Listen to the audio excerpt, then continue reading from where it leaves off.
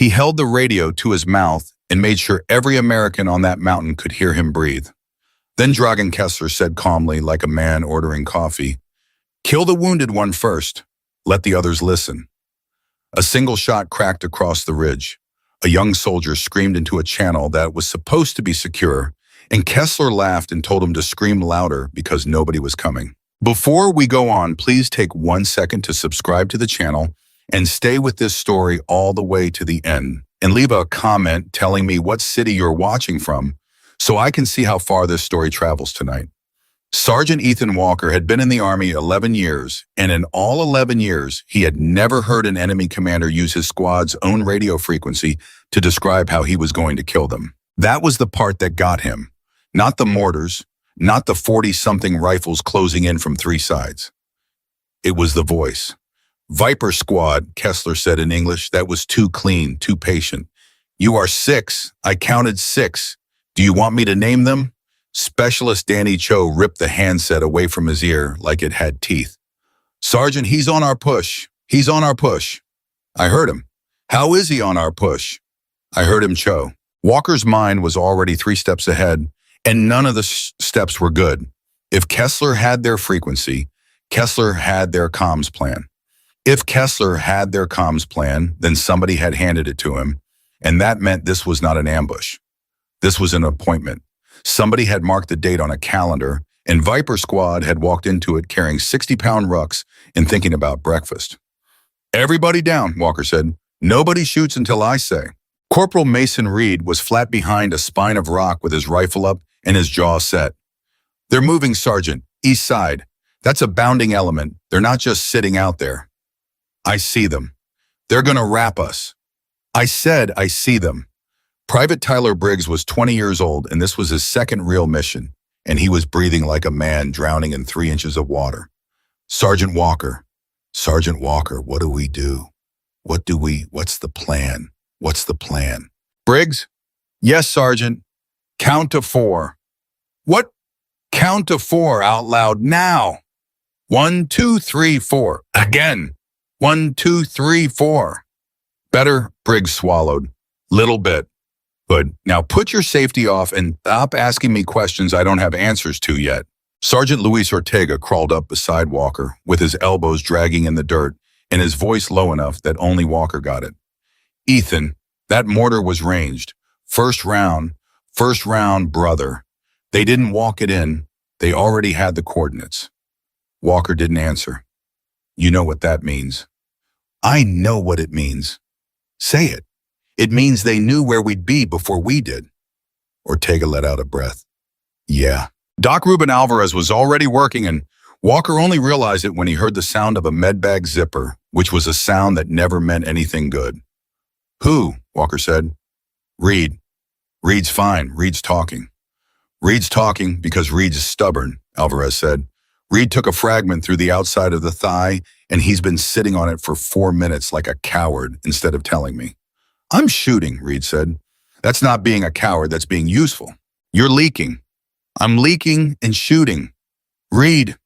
"Doc, I swear on my mother, if you touch that leg while I'm on this rifle, I'm gonna say things to you that neither of us can take back." Alvarez touched the leg. Reed said the things. Alvarez didn't blink because he had heard all of it before from better men in worse shape. And he wrapped the thigh in the dark by Feel Alone. And when he was done, he tapped Reed twice on the shoulder blade and said, "You're welcome." And Reed said, "I hate you." And Alvarez said, "I know." The radio crackled again. "Sergeant Walker," Kessler said. Everyone froze. He had used the name. Cho's face went the color of ash even in the dark. "Sergeant, he said I heard it. He knows your name." "Cho, I heard it. How does he know your name?" And that was the moment right there that Walker felt something in his chest that he had not felt in 11 years of doing this job. Not fear exactly. Fear he knew. Fear was an old roommate. This was something colder than fear.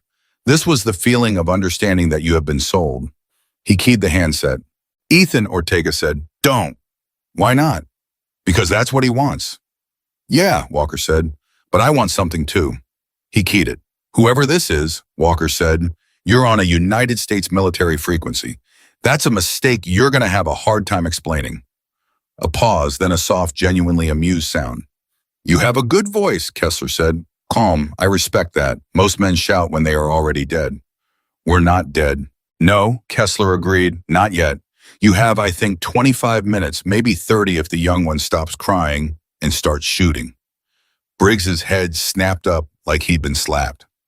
He can hear us, Briggs whispered. Sergeant, can he hear us? Is he listening to us right now? He can hear the radio, that's all, Walker said. That's all he can hear. But he wasn't sure. That was the truth of it. He wasn't sure. Sergeant Walker, Kessler said, I am not a monster. I will give you the same offer I gave the last team. Lay your weapons in the open. Walk out with your hands showing. You will be photographed. You will be uncomfortable. And in 6 months, your government will trade you for men who matter to me. That is a good deal. That is the best deal anyone will offer you on this mountain. Ortega mouthed a word Walker won't repeat. And if we don't, Walker said, then I will take the mountain apart until I find you, Kessler said, and I will start with the wounded man, because I know you will not leave him, and I know that is the string I pull to make the rest of you move. Then the transmission ended, and Walker sat there in the dark and with his heart going like a fist on a door and thought very clearly, he's right, that is the string. He knows exactly which string. Sergeant Cho said, I've got higher, sort of. It's bad, it's real bad, I'm bouncing off nothing out here, but I've got a voice. Give it to me. Cho handed it over and Walker pressed it to his ear and heard the thin, faraway, weirdly bored sound of an operations center 100 miles from anything that could kill you. Viper 6, this is Sledgehammer, send it. Sledgehammer Viper 6. We are troops in contact, I say again. Troops in contact estimate 40+ hostiles, 3 sides indirect fire on our position. We have 1 urgent surgical. Our egress route is destroyed, requesting immediate close air support and immediate exfil over. There was a pause. There is a specific length of pause that tells a soldier everything. It is about 2 seconds long. It is the pause of a man on the other end looking at a screen and deciding how to say no. Viper 6 Sledgehammer, understood. Be advised, no rotary assets available in your window. Weather is closing the corridor. Nearest QRF is spinning up. Now estimate 9 or 0 mics to your location. How copy? Walker closed his eyes. 90 minutes. Kessler had said 25. Sledgehammer, Walker said, and his voice did not change at all, which was maybe the hardest thing he had ever done. Say again your time. 9 or 0 mics Viper 6. I'm sorry. That's the number. Sledgehammer, we do not have 90 minutes. We have maybe 20. Do you understand what I'm telling you? In 20 minutes, there is not going to be anybody here for your QRF to pick up. Viper 6. Another pause. Understood. Hold what you've got. Sledgehammer out. Hold what you've got. Walker handed the handset back to Cho and did not look at anyone for about 4 seconds because he needed those 4 seconds, and then he looked at all of them and his face was completely steady. All right, he said. Ammo. Sergeant Ortega said, ammo count. Ortega stared at him a beat, then decided to let it go because that's what good men do for each other. 2 mags and change. Read. 1.5, and I'm not counting. The half is for something specific. Cho. 3 Sergeant. Doc.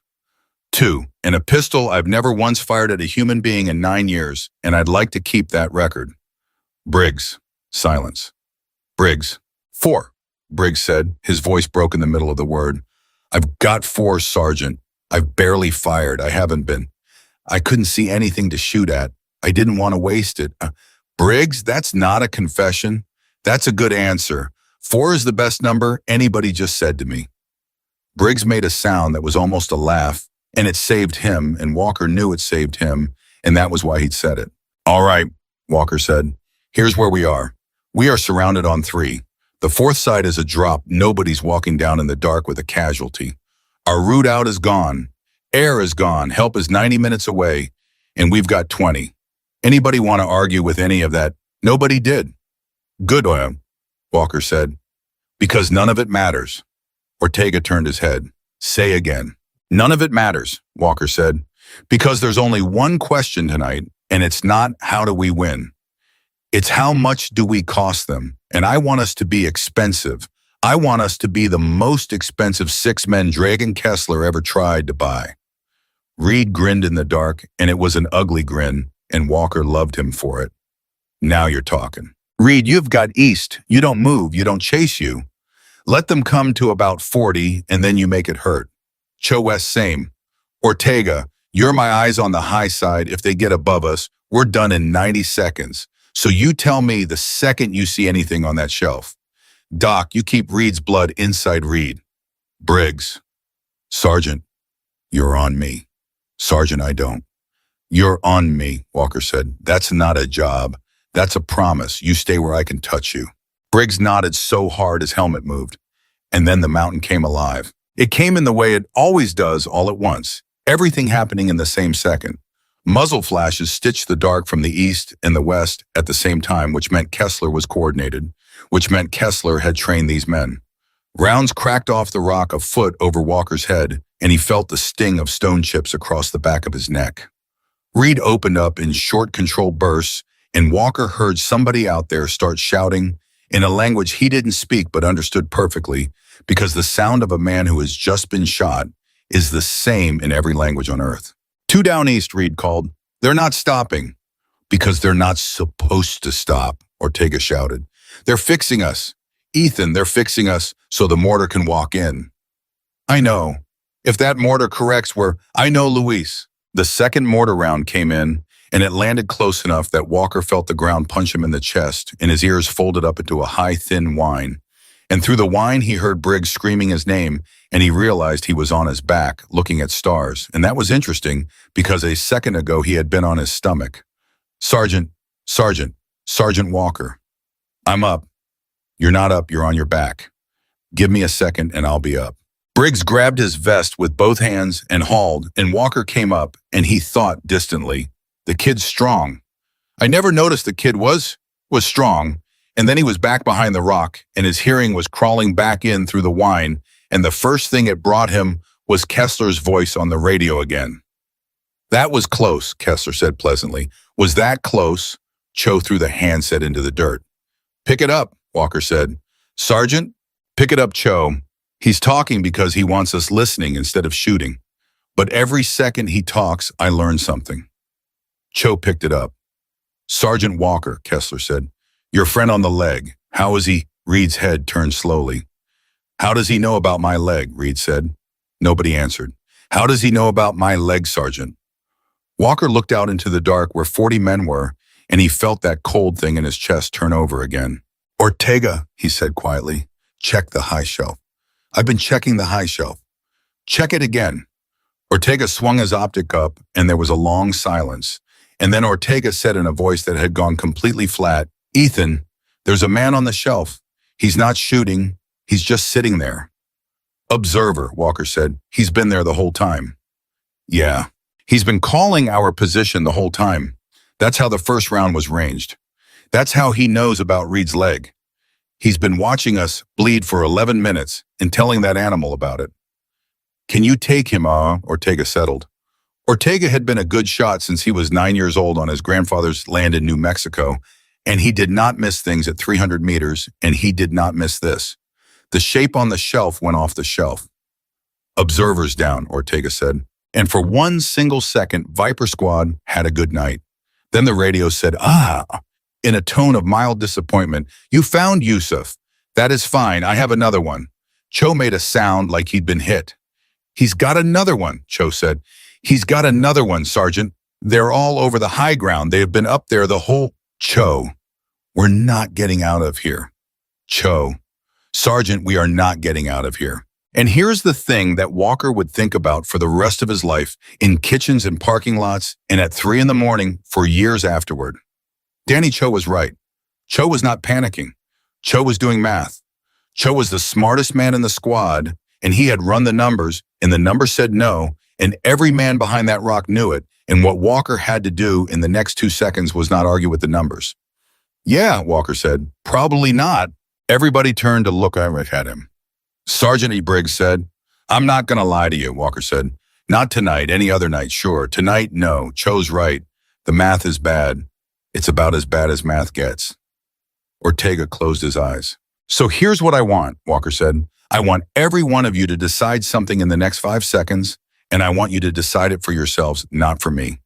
You decide whether the last thing you do on this earth is put your hands up for a man who executes people on the radio for entertainment, or whether the last thing you do is cost him so much that in 10 years he still wakes up thinking about this ridge. That's the whole menu. That's everything on it. Silence.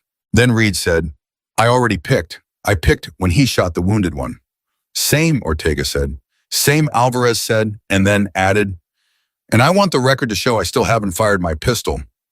You'll get your chance, Doc, Reed said. That's what I'm afraid of. Cho, Walker said. Cho was quiet for a moment. Then he wiped his face with the back of his wrist and said, I want to be expensive. Briggs's voice was very small. Sergeant, I'm scared. I know. Like really scared. Like I can't feel my hands scared. I know, son. Is that okay? And Walker reached over and put his hand flat on the back of the kid's neck, the way you do with a horse, and he said, Tyler, every man behind this rock can't feel his hands. The difference between you and them is about 8 years of practice at lying about it. You're not broken. You're just new. Briggs breathed out. Okay. You in? I'm in. Say it. I'm in, Sergeant. Good man.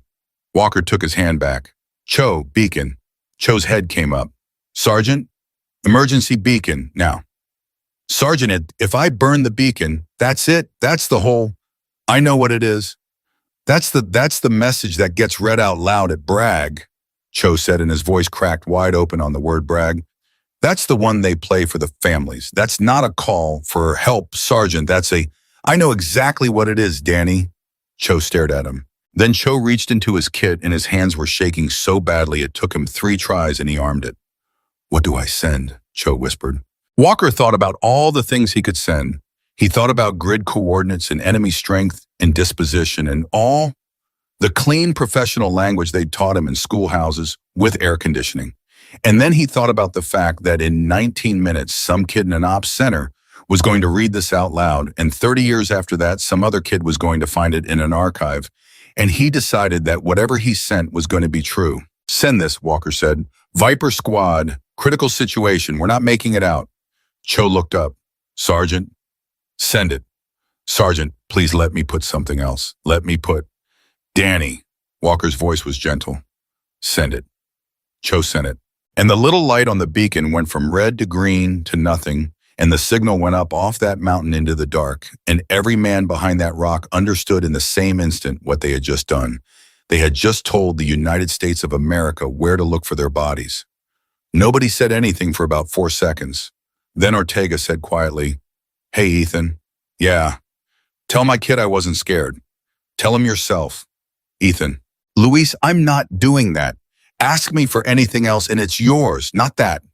Ortega nodded slowly, and that was that. The radio came alive one last time. Sergeant Walker, Kessler said. I heard your beacon. Cho's head snapped up. He heard the beacon, Cho said. How did he? Of course I heard it, Kessler said. Do you think I would come here without knowing everything you carry? I know your radios. I know your batteries. I know your beacon. I know that 90 minutes is the number they gave you because it is always 90 minutes. Sergeant Walker, listen to me now. That beacon was not a call for help. That beacon was you telling your mother goodbye. And I want you to know that I heard it. I want you to know that I was the one listening. And Ethan Walker, 11 years in, sat with his back against a rock in the Black Ridge Mountains and felt something he had been holding down his entire adult life come all the way up. He keyed the handset.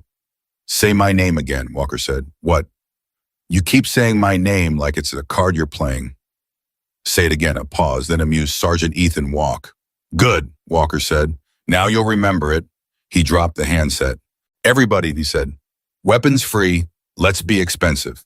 And that was when the first shot came from the ridge. It did not come from the east where the assault element was. It did not come from the west. It came from somewhere behind and above the enemy, from a piece of mountain that Walker had personally looked at through his optic 40 minutes ago and marked in his head as impossible as too far as nobody's ever getting up there in the dark. The sound arrived after the impact. That was the thing Reed noticed first, and Reed said it out loud without thinking. Sergeant, the sound came after. What? The hit came first, then the sound. That's not a rifle in the assault line. That's Sergeant. That's a long way out. Out in the dark, a man dropped. Then another. Then a third, and this one was the one that broke the pattern, because the third one was the man on the machine gun, the one who had been holding them flat for 6 minutes. And he stopped being on the machine gun in the middle of a burst, and the burst kept going up into the sky. And then it stopped too. And the entire east side of the enemy line went quiet in a way that 30 seconds ago, Walker would have told you was not physically possible. "Who is that?" Ortega said. "That's not us," Cho said. "That's not us, Sergeant. Is that us? That's not us." "Then who is?" Another shot, another man down. "Sergeant Walker," Kessler said on the radio. And his voice had changed, and that change was the sweetest sound anyone in Viper Squad had ever heard, because it was the first time all night that Dragon Kessler had not sounded like he was ordering coffee. "Sergeant Walker, who is on the ridge?" Walker didn't answer because Walker didn't know. "Sergeant Walker," louder now, "who is on the ridge?" 2 more shots, spaced maybe 4 seconds apart, and out beyond the rocks, somebody was screaming instructions, and somebody else was screaming that they couldn't see. They couldn't see anything. There was nothing to see. "Doc," Walker said, "are we hallucinating?" "Is that a thing that happens?" "Not to 5 people at once," Alvarez said. "Sergeant," Briggs said, and his voice was full of something Walker hadn't heard in it all night. "Sergeant, is that the QRF? Did they come early? Sergeant, did they come early?" "Cho, get Sledgehammer, now!" Cho was already on it, hands flying. "Sledgehammer, Viper 6, we have friendly fire on the ridge. I say again, we have friendlies engaging hostiles from the high ground north of our position. Confirm you have assets on station, over." The reply took 11 seconds. Walker counted every one of them. "Viper 6 Sledgehammer, negative, negative. We have no assets in your area. Your QRF is 70 mics out. There is nobody on that mountain but you." Cho lowered the handset very slowly. "Sergeant," he said, "I heard it." "Sergeant, they said there's nobody." "I heard it, Danny." "Then who is shooting?" Another shot. Another hostile went down. And this one Walker actually saw through his optic, a man in the middle of running, going from running to not running, in the space between one footfall and the next. And Walker's mind kept trying to solve the geometry and kept coming back with the same answer, which was that the shot had come from a place where nothing living should be. "Ortega," Walker whispered, "what's the range on that ridge?" Ortega didn't answer. "Luis, what's the range?" Ortega's voice came out strange. "From that ridge to where that man was standing, Ethan, I don't want to say the number." "Say the number. It's past a mile." "Say the number, Luis. It's past a mile at night with wind coming down a canyon, and I can't. Ethan, I've been shooting my whole life. I don't know anybody who makes that shot. I don't know anybody who's even trying that shot." And then the radio, the same channel Kessler had been swimming in all night, made a small sound. Not a crackle, a click. Everyone heard it. Everyone stopped. And a woman's voice came through low and unhurried and so calm it made the hair stand up on Walker's arms, and she said 7 words that 6 men would carry for the rest of their lives. "Viper Squad, hold your position. I'll handle the rest." Nobody breathed. Briggs looked at Walker with his mouth open. Cho was staring at the handset like it had spoken to him from another world. Reed had actually taken his eye off his sector, which Reed had never once done in 4 years. Walker lifted the handset with a hand that was not entirely steady. "Unknown station, this is Viper 6, he said. "Identify yourself." Silence. "Unknown station, this is Viper 6 on an emergency frequency. Identify yourself, over." Out in the dark, another shot. Another man fell. "Unknown station." Walker said, "Who are you?" And the click came again and the voice came back, and it did not answer his question because it was never going to answer his question. And all it said was, "Sergeant Walker, get your wounded man's head down. There's about to be a lot of noise." Walker's mouth opened. "How do you know my—" 10 seconds, she said. "Wait. 9. Reed grabbed Alvarez by the vest and yanked him flat. Ortega hit the dirt. Cho covered his head. Briggs looked at Walker, and Walker looked at Briggs, and Walker shoved him down and lay on top of him, and out in the darkness beyond the rocks, 40-something men who had spent the last 20 minutes hunting. 6 Americans suddenly began to understand that something had come down off the ridge and gotten in among them, and the language coming out of that dark was no longer the language of hunters. It was the language of prey, and Dragan Kessler, for the first time that night, said nothing at all. At 9:58 p.m., the noise she promised arrived, and it did not sound like anything Viper Squad had a word for. It was not a firefight. A firefight has a rhythm of back and forth, two sides arguing. This was one side asking a question and the other side not answering. There was a shot and a pause, and then a man out in the dark stopped making sound. Then another shot, another pause, another silence. It was patient. That was the part that got into Walker's skull and stayed there for years. It was so patient. "Sergeant," Briggs said from underneath him, muffled. "Sergeant, you're crushing me." "Yeah," Walker rolled off. "Sorry." "It's okay." "It's not okay. I weigh 240 with Kit." "I said it's okay." Briggs came up on his elbows and stared out into the dark with his mouth open. "Sergeant, they're running." "Not yet." "They're running. Look at the..." "Briggs, they're not running. They're relocating." There's a difference, and the difference is about 4 minutes long. But even as he said it, Walker knew he was lying, and he knew Briggs could hear it. Because the east side had been a wall 6 minutes ago. 40 men with belt-fed weapons in a mortar and a commander who talked like a man reading a menu. And now the east side was a bunch of voices shouting over each other in a language Walker didn't speak, and he didn't need to speak it because panic doesn't need a translator. Reed's voice came from behind the rock spine, tight and low. "Sergeant, the gun's off. The 2-4 is off. It hasn't fired in 90 seconds. I noticed. That gun was the whole problem, Sergeant. That gun was the reason we couldn't move, and it's off." I noticed, Reed. Somebody turned it off. Ortega crawled back down from the high side, and Ortega was a man who had been calm at 3 funerals and 1 divorce, and his voice was not calm now. Ethan, listen to me. I watched it through the optic. I watched the gunner go down. Then I watched the assistant gunner take the gun, and he got about 2 seconds. 2 seconds. And then the third guy, the ammo bearer, he didn't even reach for it. He looked up at the ridge, and he ran. "How far? What? How far did he get?" Ortega was quiet. "Luis, how far did he get?" "He didn't," Ortega said. Cho made a sound that was not quite a laugh. Okay, somebody explain this to me because I'm the one with the radio and I'm the one who's going to have to write this down, and right now I've got nothing to write. Sledgehammer says nobody. Sledgehammer says empty mountain, and there's a woman on our push shooting people at a mile in the dark. So somebody explain it. Cho, "No, Sergeant, I'm serious because either she's real or I'm concussed, and I would honestly prefer concussed because if she's real, then I don't understand anything about..."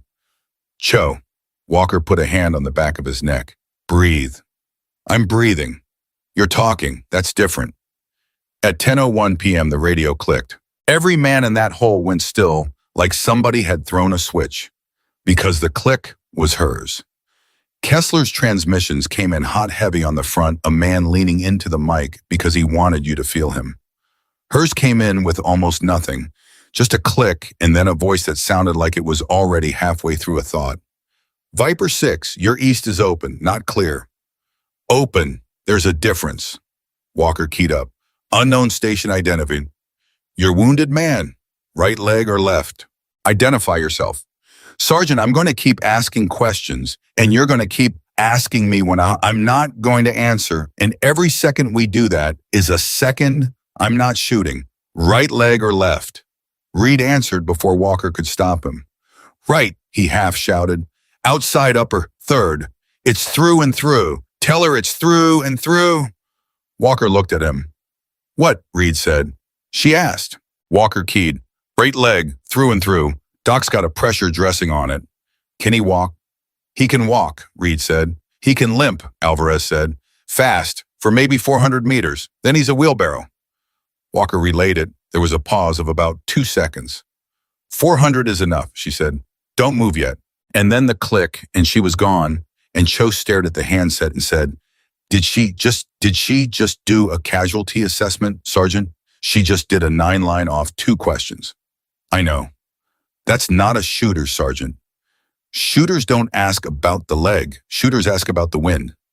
Walker didn't answer because Cho was right again, and Cho being right was starting to be a problem. At 10:03 p.m., Dragan Kessler came back on the net. He had been quiet for 4 minutes and 30 seconds, and Walker knew it exactly, because Walker had been counting. When the voice came, it was different. It was still calm, but calm the way a man is calm when he is deciding whether to be angry in front of his people. Sergeant Walker, Ortega spat in the dirt. Sergeant Walker, talk to me. Walker keyed. I'm listening.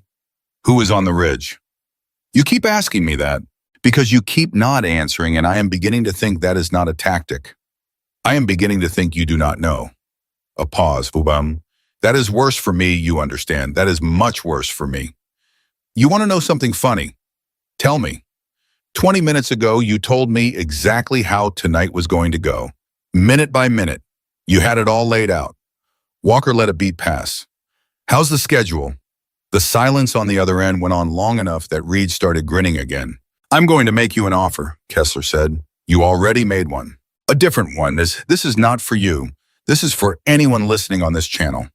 His voice lifted slightly, and Walker understood immediately that Kessler was not talking to him anymore, that Kessler had figured out she was on this net, and that this whole thing was now a conversation between two people, and Viper Squad was just furniture. Whoever is on the ridge, you are very good. I have not seen shooting like this in 9 years, and the last time I saw it, it was mine. So I will say this once. I have 200,000 American dollars in a bag at the bottom of this mountain. It is yours. Walk down. Take it. Leave the 6 men. They are nothing to you. They do not know your name. They will not remember your face. Do not die for strangers. Nobody in the hall moved. Cho whispered, is she going to answer, Sergeant? Is she? Shut up, Cho. 10 seconds. 15. Then the click. 200, she said. Alvarez's head came up so fast he cracked it on rock. 200,000, Kessler said, and Walker could hear. It could hear the man leaning in, hungry, thinking he had found the door. In cash. Tonight. No conditions. Huh, she said. Is that not enough? No, it's a lot, she said, and her voice hadn't changed at all, not 1 degree. It's just funny, because you offered me 800 once. Everything in that hole stopped. Walker felt the skin on his forearms crawl. What? Kessler said. 800,000, she said. You set it into a satellite phone in a room with a bad ceiling fan, and you had a cut on your left hand from a car door. You didn't know I was 2,000 meters out. You didn't know I'd been there for 3 days. A pause. So 200's insulting, honestly. I've gotten more expensive, and you've gotten cheaper. The net went dead silent. Ortega turned his head very slowly and looked at Walker and mouthed, she knows him. Who is this? Kessler said, and the calm was gone now, all of it gone, like somebody had pulled a plug. Who is this? Say your name.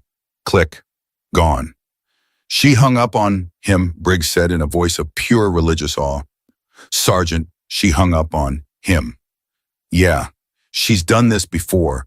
Sergeant, that wasn't a first-time thing, that was a Briggs, I need you to be quiet for about 30 seconds so I can think. Because Walker was doing math of his own now, and the math was ugly in a new direction. 3 days on a target, 2,000 meters, a room with a ceiling fan. That wasn't a soldier who happened to be nearby. That was a woman who had been hunting Dragon Kessler before Viper Squad ever got a warning order, which meant she hadn't come here for them at all, which meant they were standing in the middle of somebody else's mission. At 10:06 p.m., the enemy tried something new and it almost worked. They stopped shooting at Viper Squad entirely. All of it, every weapon dead quiet, and for about 4 seconds the whole squad thought it was over. Sergeant Reed said, why'd they stop? Because they're not shooting at us anymore. Yeah, I get that, but why? Because they're all shooting at her. And they heard it then, all of them.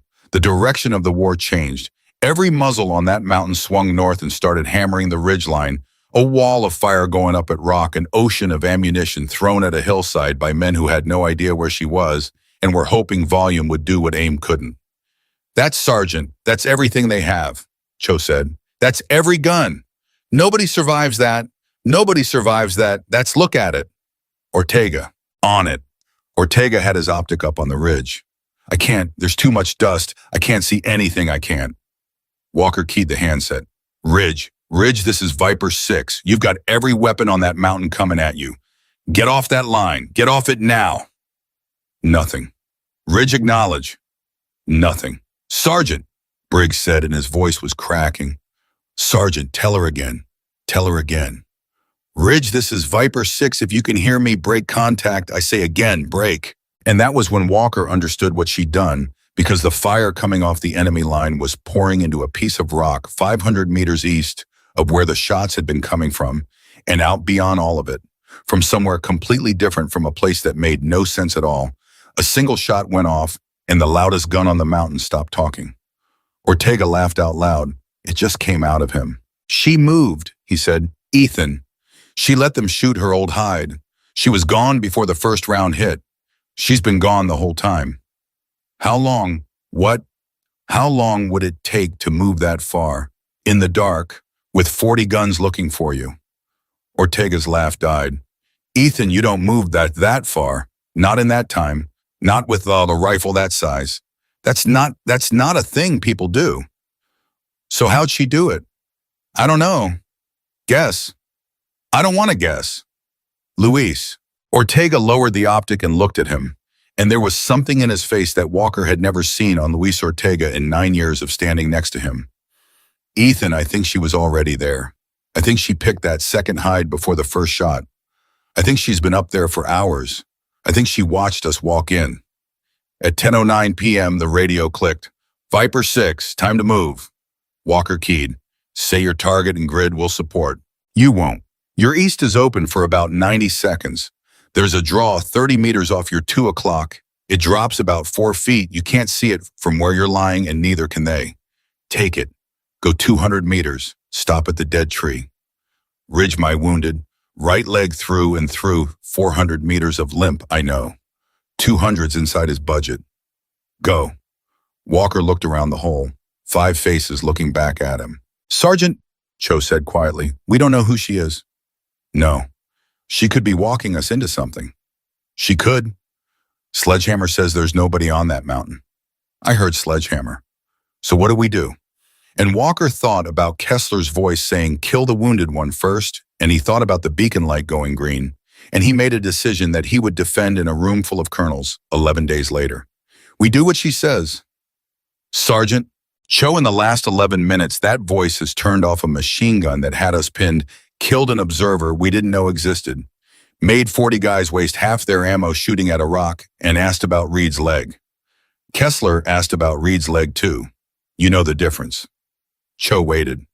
Kessler asked so he'd know where to hurt us, Walker said. She asked so she'd know how fast we could run. That's the whole difference, and it's enough for me. On your feet. They moved. Reed came up on the leg and made a sound like a door with a bad hinge, and Alvarez got under his arm, and Reed said, don't you dare carry me.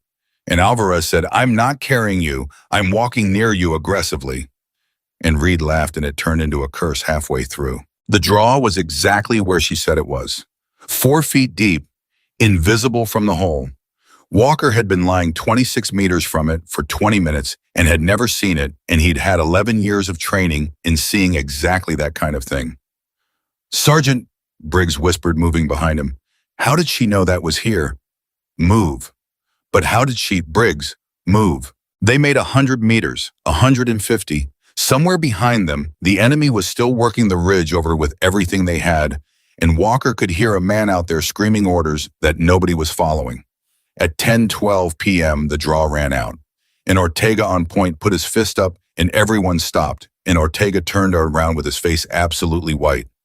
Ethan, he whispered, there's a body. Walker came forward.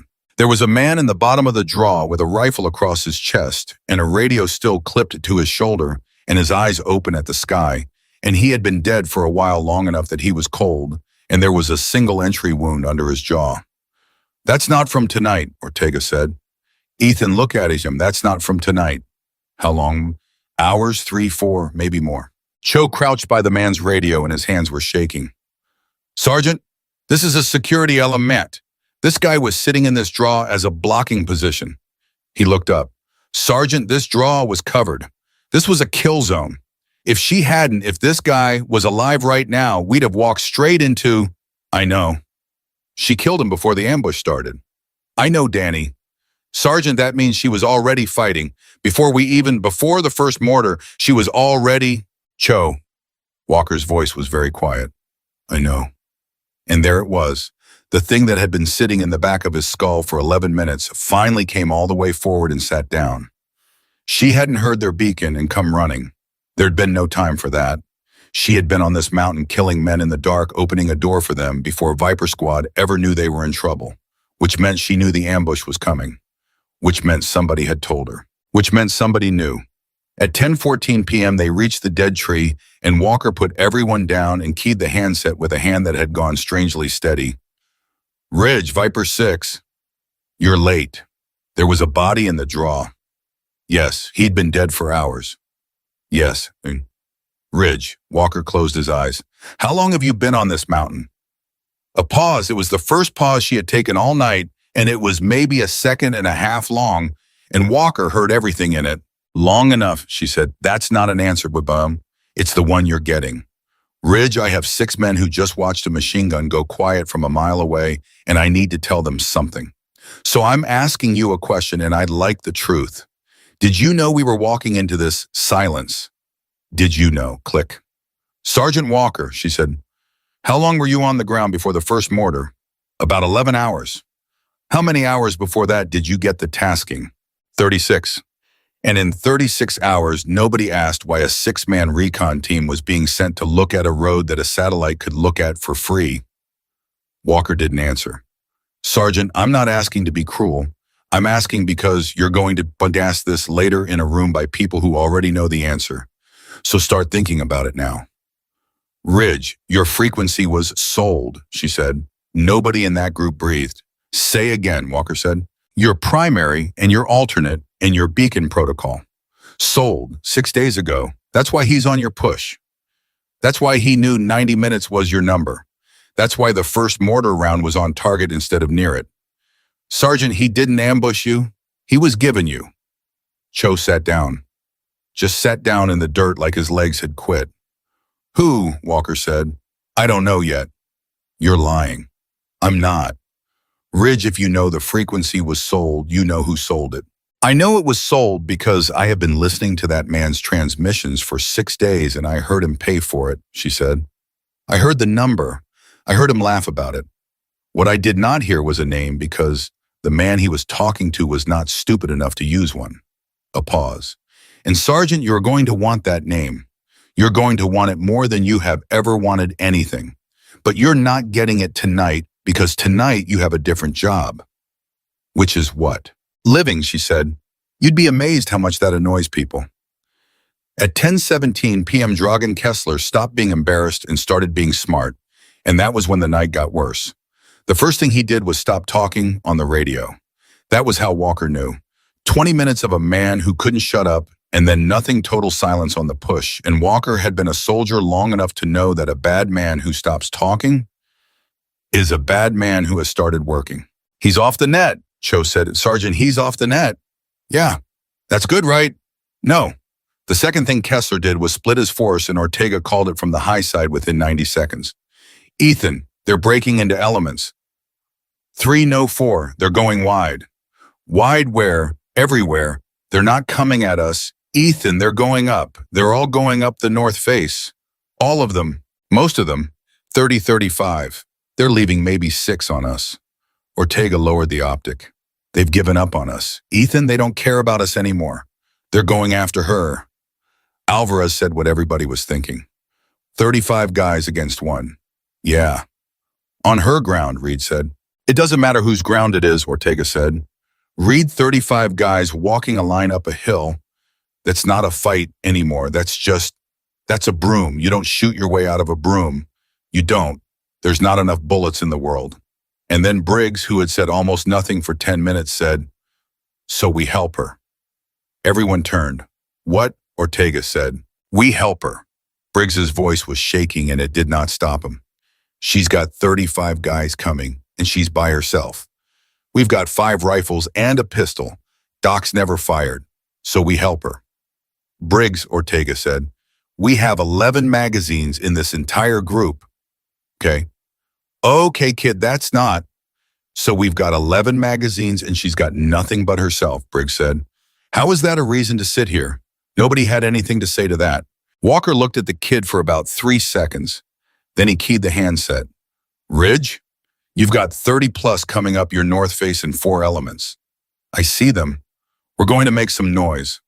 There was the longest pause of the entire night. Say again, she said. We're going to make some noise, Ridge. We've got 5 rifles and a lot of feelings. We hit the 6 they left on us. We make it loud. We make it look like the whole squad is breaking east. Some of those 35 come back down that hill. Maybe 10, maybe 15. That's 15 guys not walking a line at you. Sergeant, that's not a good plan. No, you'll lose men. Probably. Sergeant Walker. And for the first time, something moved in her voice. It was very small, but it was there. You don't have to do this. That's not what I came for. Ridge. Walker looked around at 5 filthy, exhausted men in the dark who were all already checking their magazines without being told. Ma'am, respectfully, we don't know your name. We don't know your face. We don't know who sent you, and Sledgehammer says you don't exist. And you have been out there for 20 minutes bleeding for 6 people you've never met. He paused. Don't tell us what we don't have to do. The pause lasted 3 seconds. Copy, she said. Break east. Make it loud. 60 seconds, then run, and don't stop when it gets bad. Why would it get bad? Because I'm going to make it big, she said, and hung up. At 10:21 p.m., Viper Squad, which had 11 magazines and 1 wounded man, and no air and no help, attacked 40-something people. They came out of the dead tree line loud. Reed went first because Reed insisted, because Reed said a man with a hole in his leg makes a very convincing amount of noise. And he wasn't wrong. Cho was screaming into an unencrypted channel, calling in fire missions that did not exist, giving grids to aircraft that were not there, and doing it so convincingly that Walker almost looked up. Ortega was firing single shots from 3 different positions in 11 seconds, which is an old trick and a good one. Alvarez was shouting medical commands to casualties who did not exist. Briggs was howling like something out of a horror movie. And it worked. It worked because Kessler's men had spent 20 minutes being told these Americans were finished, and now the Americans were coming out of the dark screaming about close air support. They're turning, Ortega shouted. Ethan, they're coming back down. I count that's 12-14. Keep it loud. Sergeant, Cho yelled. I'm out of things to say. I've called in every plane I know the name of. Make some up. I called in a B-52, Sergeant. Is it working? They're running, so yes. And then the 6 that Kessler had left behind figured out that Viper Squad had 5 rifles and no bombers, and the whole thing turned inside out in about 4 seconds. The rounds came in low and fast, and Ortega went down. Not shot. Tripped or dove, Walker never learned which, but for 1 second, Walker saw Luis Ortega on the ground, with rounds walking toward him, and no cover within 20 feet, and Walker's whole chest turned to ice. Ortega! I'm up! Ortega! And then a shot came off the mountain from a mile away, and the man who was walking those rounds toward Luis Ortega stopped existing, and Ortega rolled and came up behind rock and stayed there with his hands over his head. For a second, just 1 second, breathing. Luis, Walker's voice was not steady. Luis, talk to me. I'm here. Talk to me. Ethan, I'm here. A shaky breath. Ethan, she was watching me. Out of 35 guys coming up her hill, she was watching me. At 10:24 p.m., they were behind rock again, and everyone was alive, all 6, which Walker did not understand and did not question. Reed, he said. Here. Cho. Here, out of planes. Doc. Here, still haven't fired the pistol. Briggs. Here, Sergeant. Luis. Here. Walker put his forehead against the rock for exactly 1 second. Then he keyed the handset. Ridge, Viper 6, all 6 accounted for. How many came back down? 16. 16. Walker exhaled. That's better. Sergeant. Yeah. That was the bravest stupid thing I've watched in a long time. Was it stupid? Yes. Was it useful? There was a pause, and Walker heard something in it that he'd swear until his last day was the ghost of a laugh. Yes, she said. At 10:27 p.m., Kessler came back on the net, and he had a new voice. Not the coffee voice, not the angry voice. A third voice, and Walker hated it immediately because it was the voice of a man who had recovered. Raven, Kessler said. The word went through that group like current. Ortega said, what? Raven, Kessler said again, slowly tasting it. Raven, yes, I should have known in the first 10 minutes. The moving? The waiting, the way you shot my machine gun instead of my officers because you knew the gun mattered and the officers do not. A pause. It has been a long time. The net was silent. You are not going to answer, Kessler said. That is fine, you never did. But your 6 Americans are listening, so I will tell them a story and you can decide whether to correct me. Sergeant, Cho whispered, should we? Listen, Walker said. 4 years ago, Kessler said, there was a woman on a hill outside a town that no longer has a name. She was there for 11 days, 11 days. Sergeant Walker, do you understand what that is? 11 days without moving, without fire, without speaking. And in 11 days, she killed 31 of my men, one at a time, always the same way, always the man holding the thing that mattered. And we never found her. We burned the hill. We shelled the hill. We put 90 men on the hill. He let that sit. And when we finally took the hill, there was nothing there but a piece of ground, the shape of a person. Briggs was staring at the handset with his mouth open. And then she stopped, Kessler said. One day nothing, gone. And I asked everyone I could pay, and the answer was always the same. She does not exist. There is no such woman. There is no such program. A pause. So I want to know something, Raven, and I will ask it in front of your Americans because I think they have earned it. Click. Ask, she said. Cho grabbed Walker's arm. Walker didn't move. Why did you stop? Kessler said. You know why? I would like to hear it. No, you'd like them to hear it, she said. That's different. You've always been like this. You can't just shoot at somebody, you have to make a show out of it and then say it is not true. It's true, she said. Walker's chest went tight. Sergeant Walker, Kessler said, and his voice was almost warm. Would you like to know what happened to the last squad she protected? Don't, Ortega said out loud to nobody. Don't. They died, Kessler said. All of them. Everyone. She stood on a hill and shot for 6 hours and they died anyway because there were too many of us and one of her. And she's been alone ever since because that is what happens to people who are alone. Sergeant Walker, this woman is not your rescue. She is a woman who is trying very hard to fix something she cannot fix, and you are just the next set of names she is going to fail. The net went silent. Walker looked at his squad.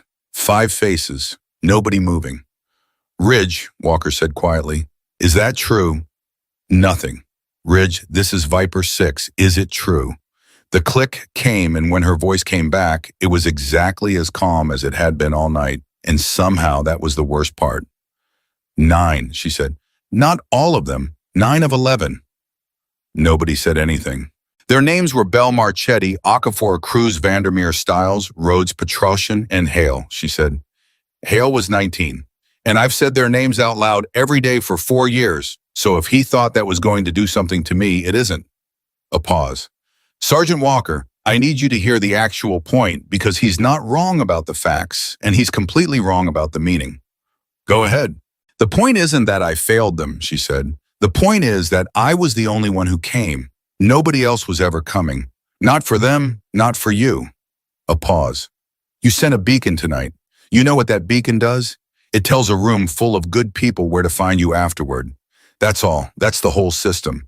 And the system isn't broken, Sergeant. The system is working exactly the way it's built. And somebody decided a long time ago that 6 men on a mountain is an acceptable number. Another pause. So somebody has to not accept it. That's the job. That's the whole job. It's not complicated and it doesn't need a name. Briggs was crying, silently, not making a sound, just water running down a filthy 20-year-old face, and he didn't wipe it, and nobody looked at him. And that was the kindest thing 5 men have ever done for each other. Raven, Kessler said, I'm done talking to you. Raven, I have something for you. I said They landed 9 minutes ago, Kessler said, and something in the air changed. Say again, she said, and Walker heard it. Everyone heard it. For the first time in 40 minutes, something moved in that woman's voice, and it was not amusement.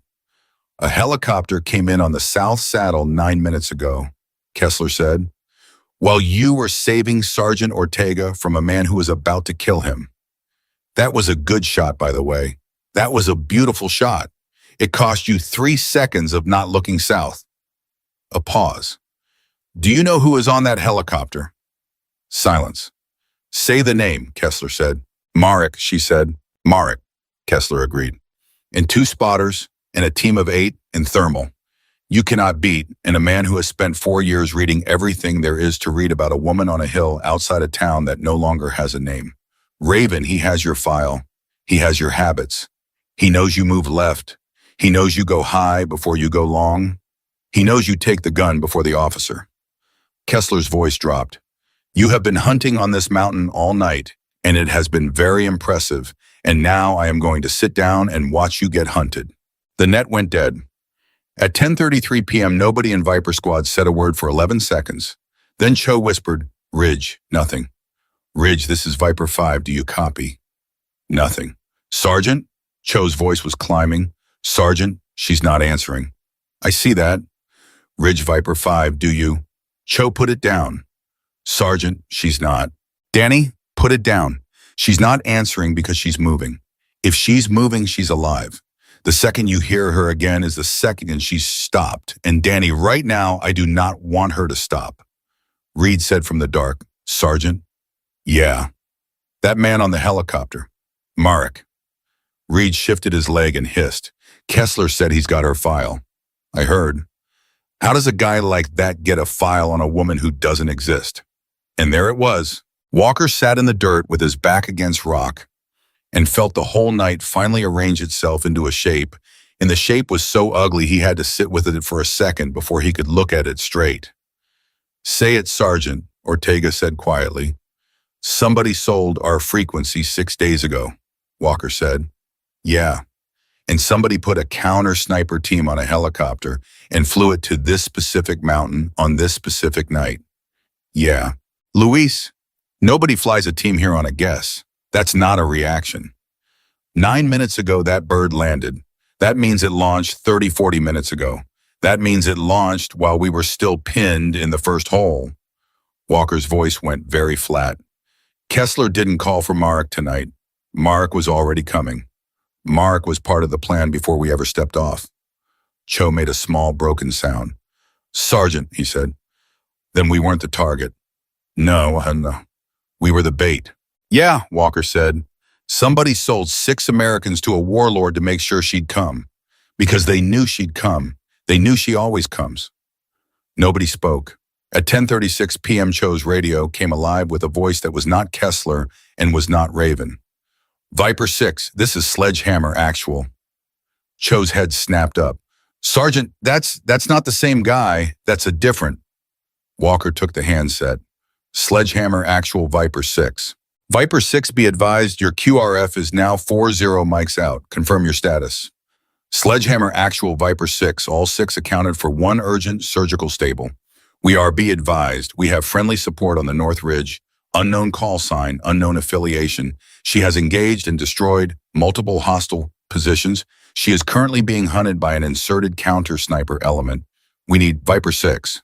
We need you to task anything you have to that ridge. I don't care what it is, she is out there alone, and there is a team on her, and Viper 6, the voice was flat. Stop transmitting. Walker stopped. Everyone was looking at him. Say again, Sledgehammer Actual. Viper 6, you will cease all transmission regarding activity on the North Ridge effective immediately. That is a direct order. Acknowledge. The silence in that hole had weight. Sledgehammer Actual, Walker said, and his voice had gone somewhere very quiet and very cold. There is a woman on that ridge and she has spent the last 40 minutes keeping 6 of your soldiers alive. Viper 6 acknowledged the order. There's a team hunting her right now. 8 men in thermal. You've got a satellite, you've got something. Give me anything. Give me a bird. Give me a voice. Give me... Viper 6. The pause was 2 seconds long. There is nobody on that ridge. Walker closed his eyes. Say again, Sledgehammer Actual. There is nobody on that ridge, the voice said, and there was never anybody on that ridge. And when you are debriefed in 72 hours, there will have been nobody on that ridge. Acknowledge the order. Sergeant Walker. Ortega turned and walked 4 steps away and put both hands on a rock and stood there. Briggs said out loud, they know about her. Briggs, Walker said. Sergeant, they know about her. They knew the whole time. They were not surprised. Listen to him. He's not surprised, Sergeant. He's not even asking questions. Briggs. Nobody asked who, Briggs said, and his voice broke wide open.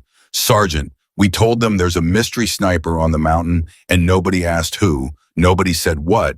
He just said, stop talking about it. And Walker looked at that 20-year-old kid and understood that Tyler Briggs had just gotten about 9 years older in 4 seconds, and there was nothing Walker could do about it. He keyed the handset. Sledgehammer, actual Viper 6, he said. Acknowledged. He set it down. Sergeant, Kawe, Cho said. Sergeant, you're not. Cho, I acknowledged an order, Walker said. I didn't say what I was going to do. At 10:41 p.m., the shooting on the North Ridge started, and it was different. Everyone knew it immediately. All night, her shots had been alone. One in quiet and one in quiet. Now there were 2 rifles talking, then 3. Then a burst of something automatic, and then a single crack from a mile away, and then nothing, and then 2 more from a different direction entirely. That's them, Ortega said. He had his optic up, and his hands were shaking so hard he had to brace against rock. Ethan, that's the team. They're working her. That's a fixing element and a hunting element. They're pushing her into somebody. How long has she got, Ethan? How long? They know her habits, Ortega said. Ethan, that's the whole game. Everything she's done tonight, everything that made her a ghost, that's now a map. She goes left, he'll be left. She goes high, he'll be waiting high. Every good habit she's got, that's the thing that kills her.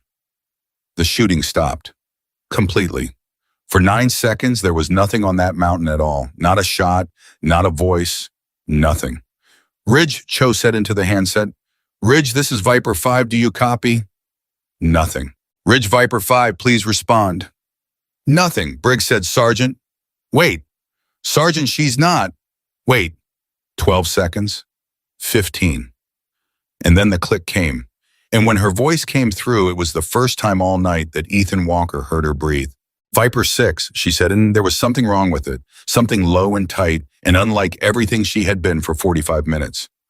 Viper 6, listen carefully. I need you to move now, not in a minute. Now, straight south 300 meters, there's a shelf and a gap. You'll feel it before you see it.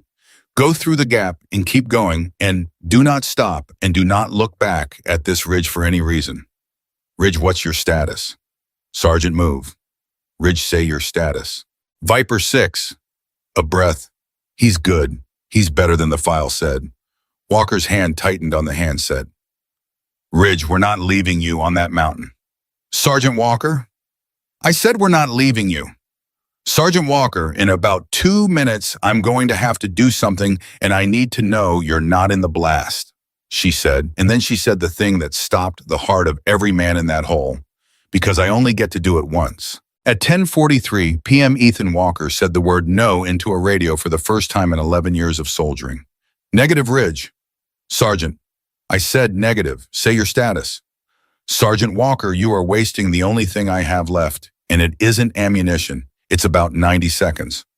Then use 11 of them. Aunt Walker said, what does that mean you only get to do it once? Say it in plain English. Say it like I'm stupid, because right now I am. There was a breath on the other end. That was the thing that scared him. 45 minutes of a voice that had never once inhaled, and now he could hear her chest working. It means being found, she said. Say again. Sergeant, you've got a man named Merrick on this mountain with 8 people and thermal optics and 4 years of reading about me. He knows every habit I have. He knows I go high before I go long. He knows I take the machine gun before the officer. He knows I move left. A pause. There's exactly one thing in this world he doesn't know, and it's where I am. And the second I fire again, he does. So don't fire. He's got 8 men walking a line, and I'm 1 woman on a hill. If I don't fire, he finds me in 20 minutes anyway, and he finds me on his terms, and he finds me with everybody in position. Another breath. So I get to choose. I can be found late and lose, or I can be found now in a place I picked at a second I picked with him, coming at me the way I want him coming. That's the whole thing, Sergeant. That's what I meant. I only get to be found once, and I want to spend it well. Nobody in that hole moved. Ortega said very quietly, she's going to give herself away on purpose. Yeah. Ethan, that's not a plan, that's... I know what it is, Luis, Walker keyed. Ridge, that's suicide. It's arithmetic, she said. It just looks like suicide from where you're sitting. Ridge, south, 300 meters, shelf in a gap, go. Click. At 10:44 p.m., Walker turned around and found 5 men looking at him, and not one of them was facing south. Sergeant, or Cho said, don't. Sergeant, I just want to say one thing. Cho, if you say it, I've got to make a decision, and if I don't make it right, I get all of you killed for a woman whose face I've never seen. Then don't make it, Reed said from the ground. Let us make it. Walker looked at him. Mason Reed was sitting with his back against rock, and his right leg out in front of him like a piece of furniture, and there was blood in his boot. Walker could hear it when he shifted that wet sound, and Reed's face was the color of paper. And Reed said, Sergeant, I've got a hole in my leg, and I'd like to be very clear about how I got it. I got it because a man on a radio decided I was the string he pulls. And 40 minutes later, a woman I've never met asked which leg it was, and the reason she asked is she wanted to know how fast I could run. He swallowed. That's the only 2 people who've asked about my leg tonight, Sergeant. One of them wanted to hurt me, and one of them wanted to save me, and the Army's telling me neither one of them exists. Reed, I'm not walking south, Reed said, and you're wounded. Everybody's wounded. Sergeant Mine's just visible. Ortega turned around. Ethan. Luis, don't. Ethan, I was lying in the open 11 minutes ago, and a man had my range and was walking rounds into the dirt at my feet, and I want you to understand something, because I've had 11 minutes to think about it, and I've thought about nothing else. Ortega's voice was shaking, and he didn't try to stop it. There were 35 people climbing her hill. 35, and she was looking at me. Ethan, she took her eye off the men who were coming to kill her to look at me. He wiped his face with his sleeve.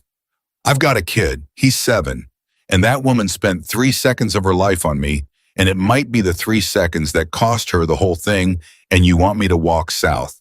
Luis, you want me to go home to a 7-year-old, Ortega said, and eat breakfast every day for 30 years, knowing I walk south. Nobody said anything. Then Alvarez said in his flat medic voice, Sergeant, I've got a professional opinion. Go ahead, Doc. I've been carrying this pistol for 9 years and never fired it, Alvarez said. 9 years, 4 deployments. I take a lot of pride in that. It's a stupid thing to take pride in, but it's mine. He unholstered it and looked at it in the dark like it belonged to someone else.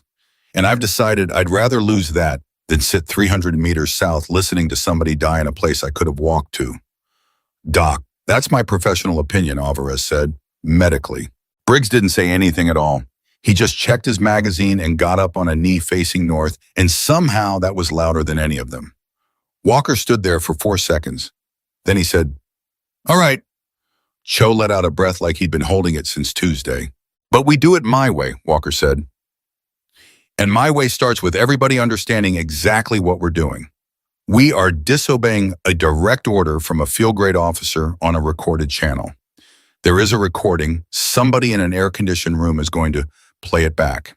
And when they do, I want it to be very clear that I gave the order and you followed it because that's how this works. And I'm not negotiating that part. Sergeant Ortega said nobody's going to. Luis, I'm not negotiating it. Copy, Ortega said. Cho, get me a way to talk to her that isn't the push. Sergeant, there isn't. Danny. Cho stared at him. Then something happened behind Cho's eyes, the thing that had made him the smartest man in the squad since the day he'd walked in, and he said, Oh, talk to me. Kessler's on our push, Cho said faster now, hands already moving. He's on our primary. He's been on our primary all night because somebody sold it to him 6 days ago. But Sergeant, 6 days ago, we hadn't drawn this mission's alternate yet. We got the alternate in the brief 36 hours ago. Walker's head came up. Whoever sold us sold what they had, Cho said.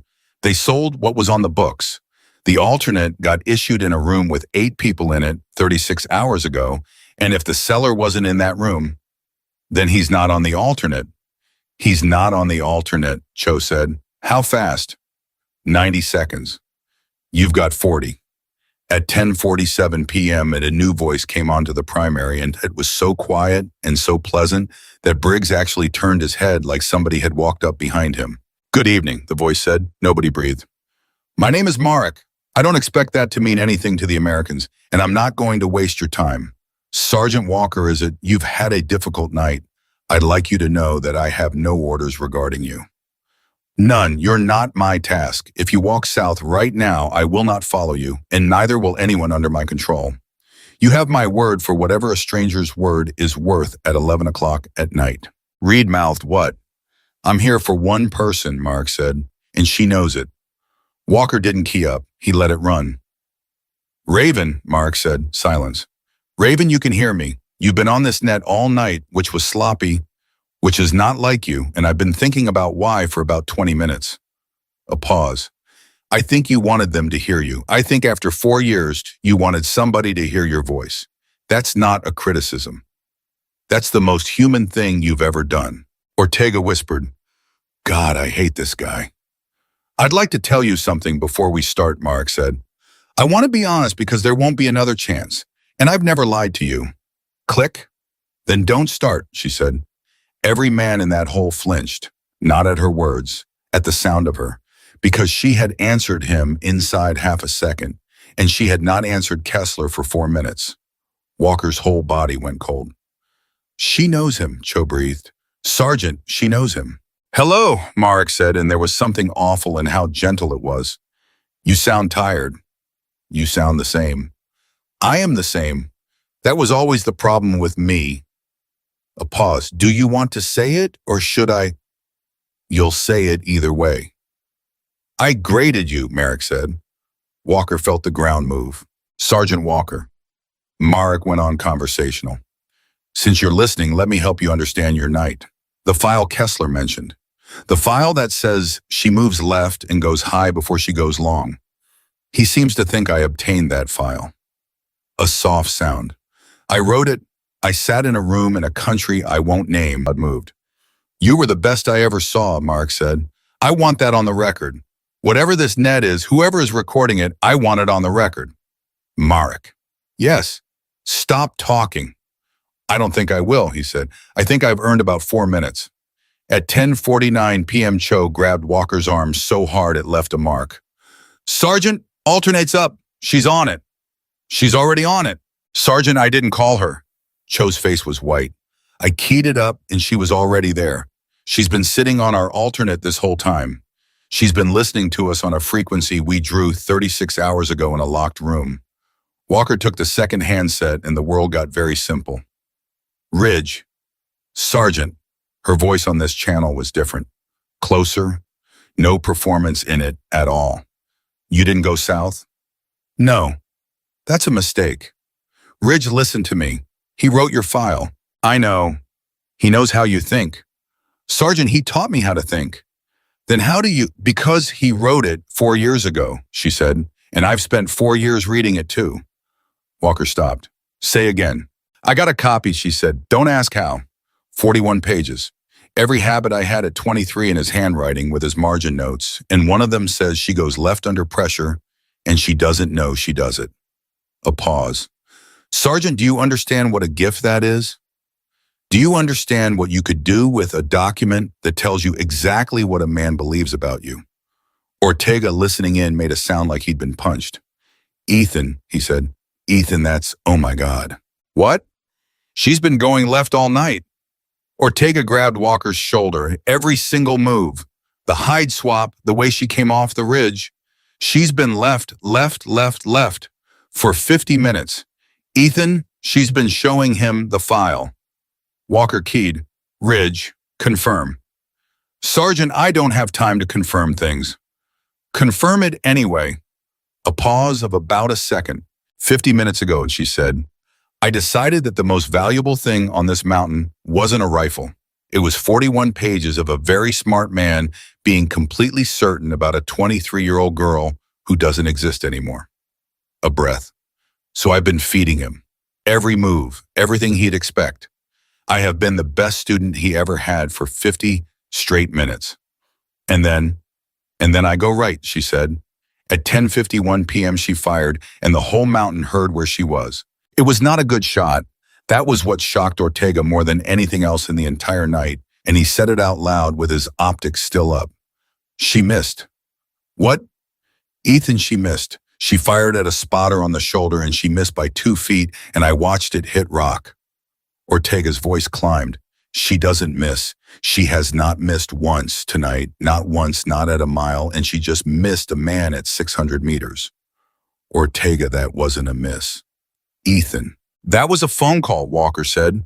She just told him where she is, and she made it look like she's rattled. And out on the north face, 8 men started moving, and they move fast, because when a shooter that good misses that badly, it means she's breaking, and every hunter in the world knows what to do when the thing they're chasing starts to break. They're going, Ortega said. Ethan, they're committing, all 8. They're not walking anymore, they're running. Where? Left, Ortega said, and then his hands started shaking. They're going left. Ethan, they're going to her left. They're closing on the left because that's where she'd be. That's in the foul, that's where is she be. Ortega swung the optic right and stared into the dark for 2 full seconds. I can't see her, he said. There's nothing there. There's nothing on the right. It's a face of open rock. There's no cover. There's not a single place a human being could. At 10:52 p.m., the first shot came from the right. It came from somewhere that Luis Ortega, who had been shooting since he was 9 years old on his grandfather's land, would spend the next 30 years of his life failing to explain to people at barbecues. It came from an angle that meant she had been lying on open rock in the wrong direction for something between 40 and 50 minutes unmoving, while 35 men walked past her, while a helicopter landed, while everyone, including Viper Squad, had watched her go left, left, left on a mountain where going left was the only thing anybody knew about her. She never moved, Ortega whispered. The second shot came 4 seconds later. The third came 6 seconds after that, and this one Walker saw, and it took a man who was running full speed toward a position that had been empty for an hour. 2 down, Ortega said. 3 down. Ethan, they're in the open. They committed to the left. They're all in the open. Marek, Kessler said suddenly on the primary, and his voice had cracked wide. Marek, she is right. She is on your right. She is. I know, Marek said. At 10:53 p.m., Marek's voice on the net was the calmest thing Walker had ever heard from a man watching his people die. Everyone hold, Marek said. Hold. Do not run. Get down and hold. Marek, she is killing them. Kessler, be quiet. No heat in it at all. Just a man clearing a table. She is killing them because they are running. If they stop, she has to come to them. Everyone hold. And the 4 men left on that face stopped dead and went flat, and the shooting stopped.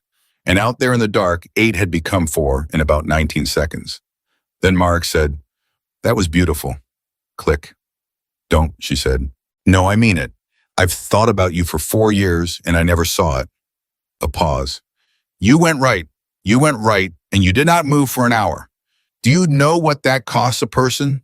Do you know what it takes to lie on open rock while 40 men hunt you and not move a muscle because the second you move the file's a lie? Silence. You used me, Marek said, and there was something almost joyful in it. You used my own 41 pages.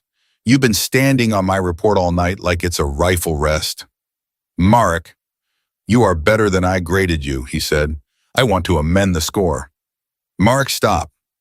98 was low. And then she said something that put a hole in Ethan Walker's chest. Please stop talking, she said. And her voice broke, just slightly, just on the word, please. And every man in Viper Squad heard it, and Briggs put his hand over his mouth, and Cho looked at the handset like it had turned into something alive. Sergeant, Cho whispered. Sergeant, that's not she hasn't. I know. She hasn't done that all night. I know, Danny. At 10:55 p.m., Marek explained why he was going to kill her, and it was the worst thing anybody on that mountain heard all night. They came to me 11 months ago, he said. Do you want to know what they said? Nothing. They said there was a problem. They said there was an asset from a program that was closed in a hurry, and the asset had not accepted that it was closed, and the asset kept turning up in places where she had no business saving people. She had no orders to save, and every time she did it, somebody had to spend a great deal of money making sure she'd never existed. A pause. Do you know how expensive you are? Do you know how many people are employed full-time making you not real? Walker's hands closed.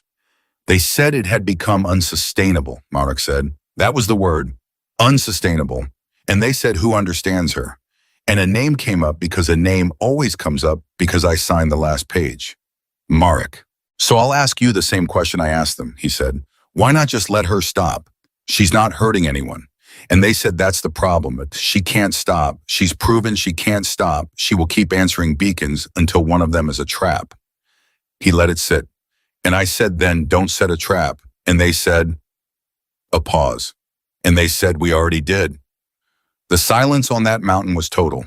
Sergeant Walker, Marek said gently, I'm sorry, you should know. You were never a mission. You were an advertisement. Danny Cho put his head between his knees. Say it again, Walker said, and his voice did not sound like his own. 6 men, Marek said, sent to look at a road a satellite could photograph. Comms sold 6 days early, so a man like Kessler could arrive with 40. A beacon protocol handed over so she'd hear it.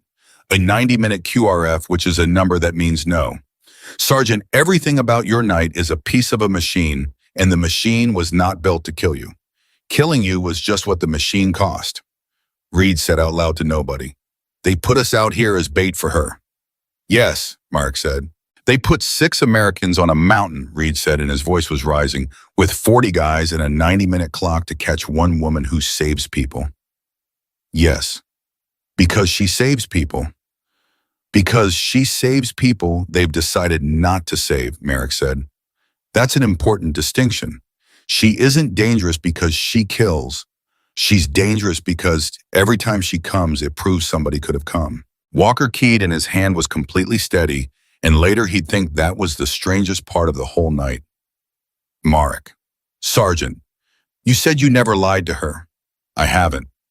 Then answer this one. Walker breathed. Who signed it? A pause. That's the question, Marek said, isn't it? Who signed it? Sergeant Walker, in about 90 seconds, one of us is going to be dead, and it may well be me. And I'd like you to consider something in the meantime. His voice was very quiet. Whoever ordered this had to know your squads tasking your frequency, your alternate frequency, your beacon protocol, and your QRF timeline. Now go and count how many people on this earth had all 5. A pause. It isn't a long list, Sergeant. It's the shortest list you've ever counted in your life. Click, and he was gone. And Ethan Walker sat there in the dirt with his back against a rock and did the count. At 10:57 p.m., Walker got up. Cho. Sergeant, how many heat packs in the aid bag? Alvarez's head came up. What? Doc, how many? 8, 9, Sergeant. They're for hypothermia. They're not. They're for thermal, Walker said. Marek's got thermal. Thermal doesn't see people. Thermal sees heat. Doc, crack every one of them. Cho, I want them spread across 4 positions 30 meters apart, and I want each one wrapped in something. Cho stared at him. Then he grinned like a lunatic. Sergeant, that's going to look like... It's going to look like a squad, Walker said. It's going to look like 6 men in 4 positions in the wrong place moving the wrong direction. Reed, can you make noise from 100 meters east? Sergeant, I've got a hole in my leg and a bad attitude. Making noise is basically all I can do. Ortega. Yeah. How far is the closest one of Marek's 4? Ortega was already up on the optic. 400, maybe 410. He's the left flank guy. He's been lying still since Marek told them to hold. Can you take him? Ortega didn't answer right away. Luis. Ethan, if I shoot, they know exactly where we are, and there's 4 of them, and they're better than us. I know. And she told us to go south. I know that too. Ortega settled behind the rifle and put his cheek down and was quiet for about 2 seconds. My grandfather used to say he said that you only get to be a coward once, because after that, it stops being a decision and starts being a personality. He fired. 410 meters away, Marek's left flank stopped being a problem. At 10:58 p.m., every remaining weapon on that mountain turned around and came at Viper Squad, and that was the entire point. They're coming, Ortega shouted. 3 of Marek's and the 16 Kessler pulled back Ethan. They're all coming. Good, good. Every gun pointed at us is a gun that isn't pointed at her, Walker yelled. Heat packs now. Cho, go, go, go. Danny Cho ran 120 meters through the dark with 9 chemical heat packs alone, while men who wanted to kill him shot at the sound of his boots, and he set 4 fires that weren't fires, and he came back and he threw up, and then he said, Sergeant, I did it. And Walker grabbed his face with both hands and said, I know you did. And out in the dark, 3 men with thermal optics saw 6 warm shapes in 4 positions in exactly the wrong place. And Marek said on the net, that's a decoy. Kessler said, what? That's a decoy. They're chemical. They don't move. They don't breathe. A pause, and then for the first time, Mark sounded almost fond. Oh, that's good. Sergeant Walker, that's very good.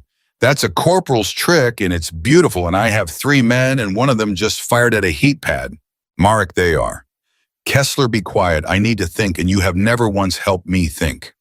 At 11:01 p.m., Doc Alvarez fired his pistol. It happened in about a second and a half. A man came around rock 9 feet from where Reed was lying, and Reed's rifle was pointed the wrong way. And Reed said Doc and Ruben Alvarez, who had carried a sidearm for 9 years and 4 deployments, and had told his wife on the phone once that he was proud he'd never used it, put 2 rounds into the man's chest from a distance he could have reached across. Then he sat down. Doc, Reed said, yeah. Doc, look at me. Yeah, I'm here. Doc. Mason, I'm fine. You're not fine, I'm fine, Alvarez said, and his voice was completely level, and it was maybe the most frightening thing anybody heard all night. I'm going to be not fine later. I've got it scheduled.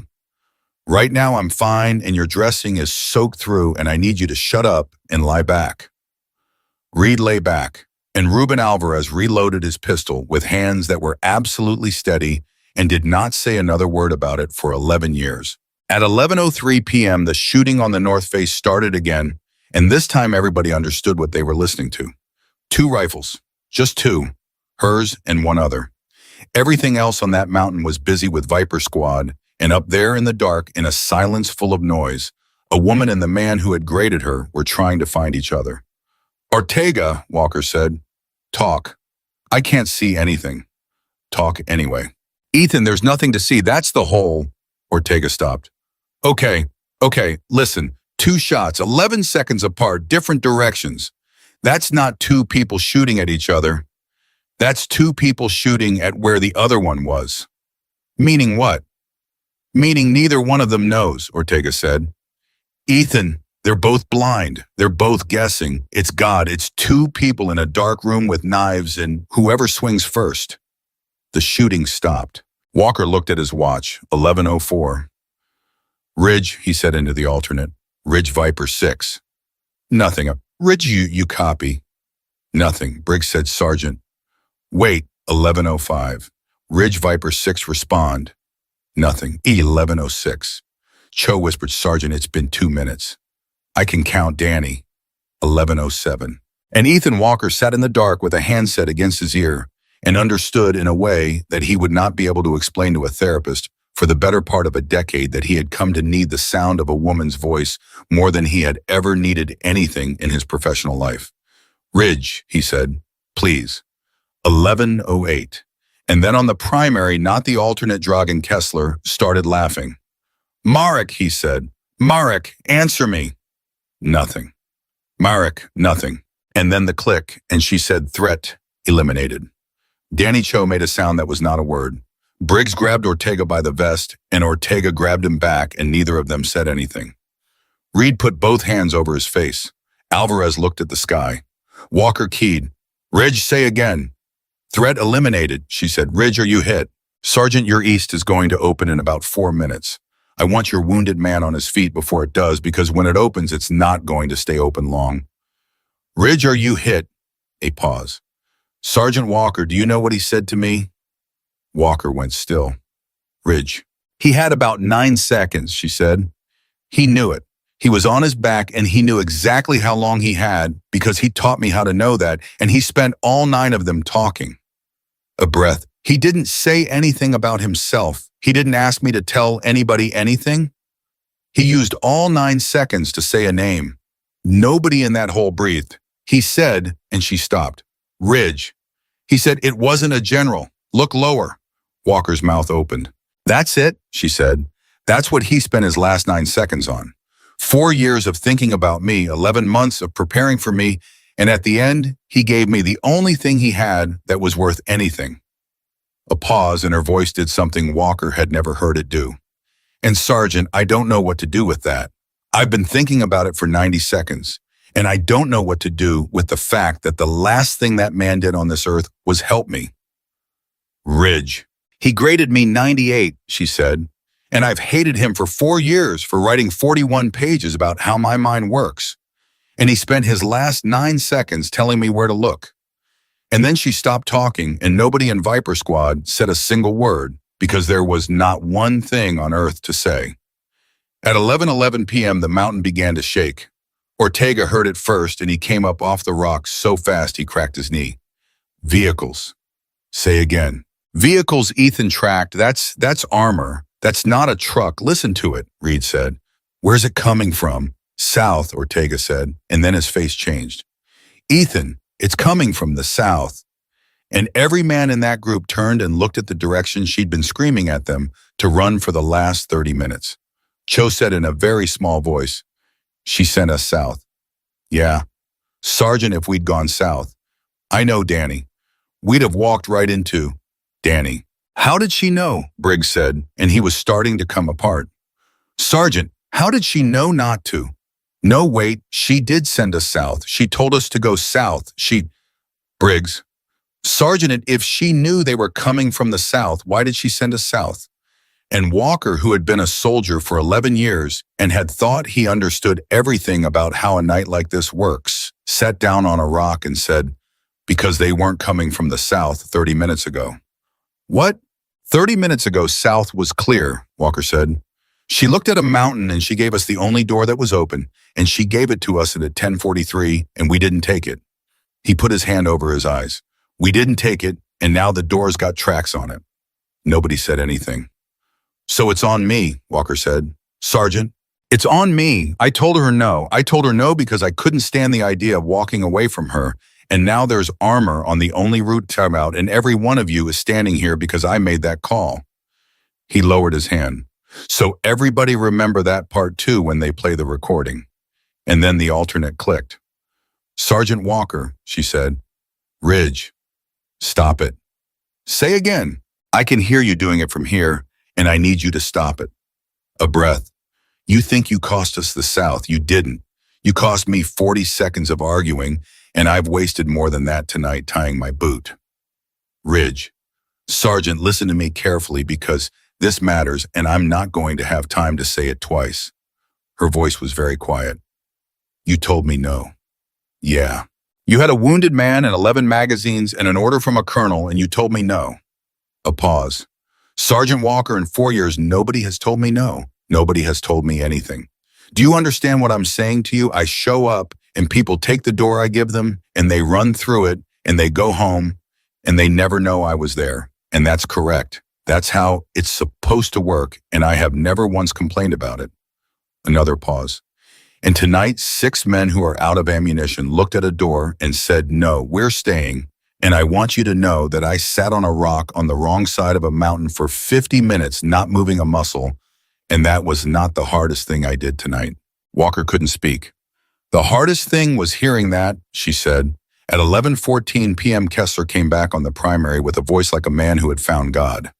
Sergeant Walker, he said, do you hear them? Walker didn't answer.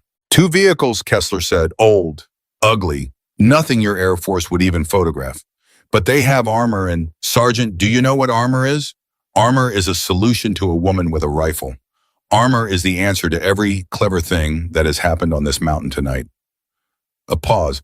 She can shoot a man at a mile. Wonderful. Let her shoot a mile of steel. Kessler. Yes. How many did she take from you tonight? Silence. I'm asking a real question, Walker said. You came here with 40-something. You had a plan. You had our frequency. You had our beacon. You had a schedule. You read out to me like a train timetable. So I'm asking, how many have you got left? Kessler didn't answer. That's what I thought, Walker said. You're bringing armor because you're out of men. I am bringing armor, Kessler said, because I am finished being entertained. And then the vehicles came around the shoulder of the mountain, and everything got very loud. The first burst went over their heads, and Walker felt it in his teeth, that heavy hammering that a rifle round doesn't make, and the rock behind Ortega came apart into gravel, and Briggs screamed and kept shooting anyway, which Walker noticed and filed away and would tell that kid about 11 years later at a wedding. Ethan, we can't stay here, Ortega shouted. That's a heavy gun on a moving platform. We've got nothing we've got. Ridge, Walker yelled into the alternate. Ridge, we have armor. 2 vehicles we cannot. I see them. Ridge, we have nothing that touches armor.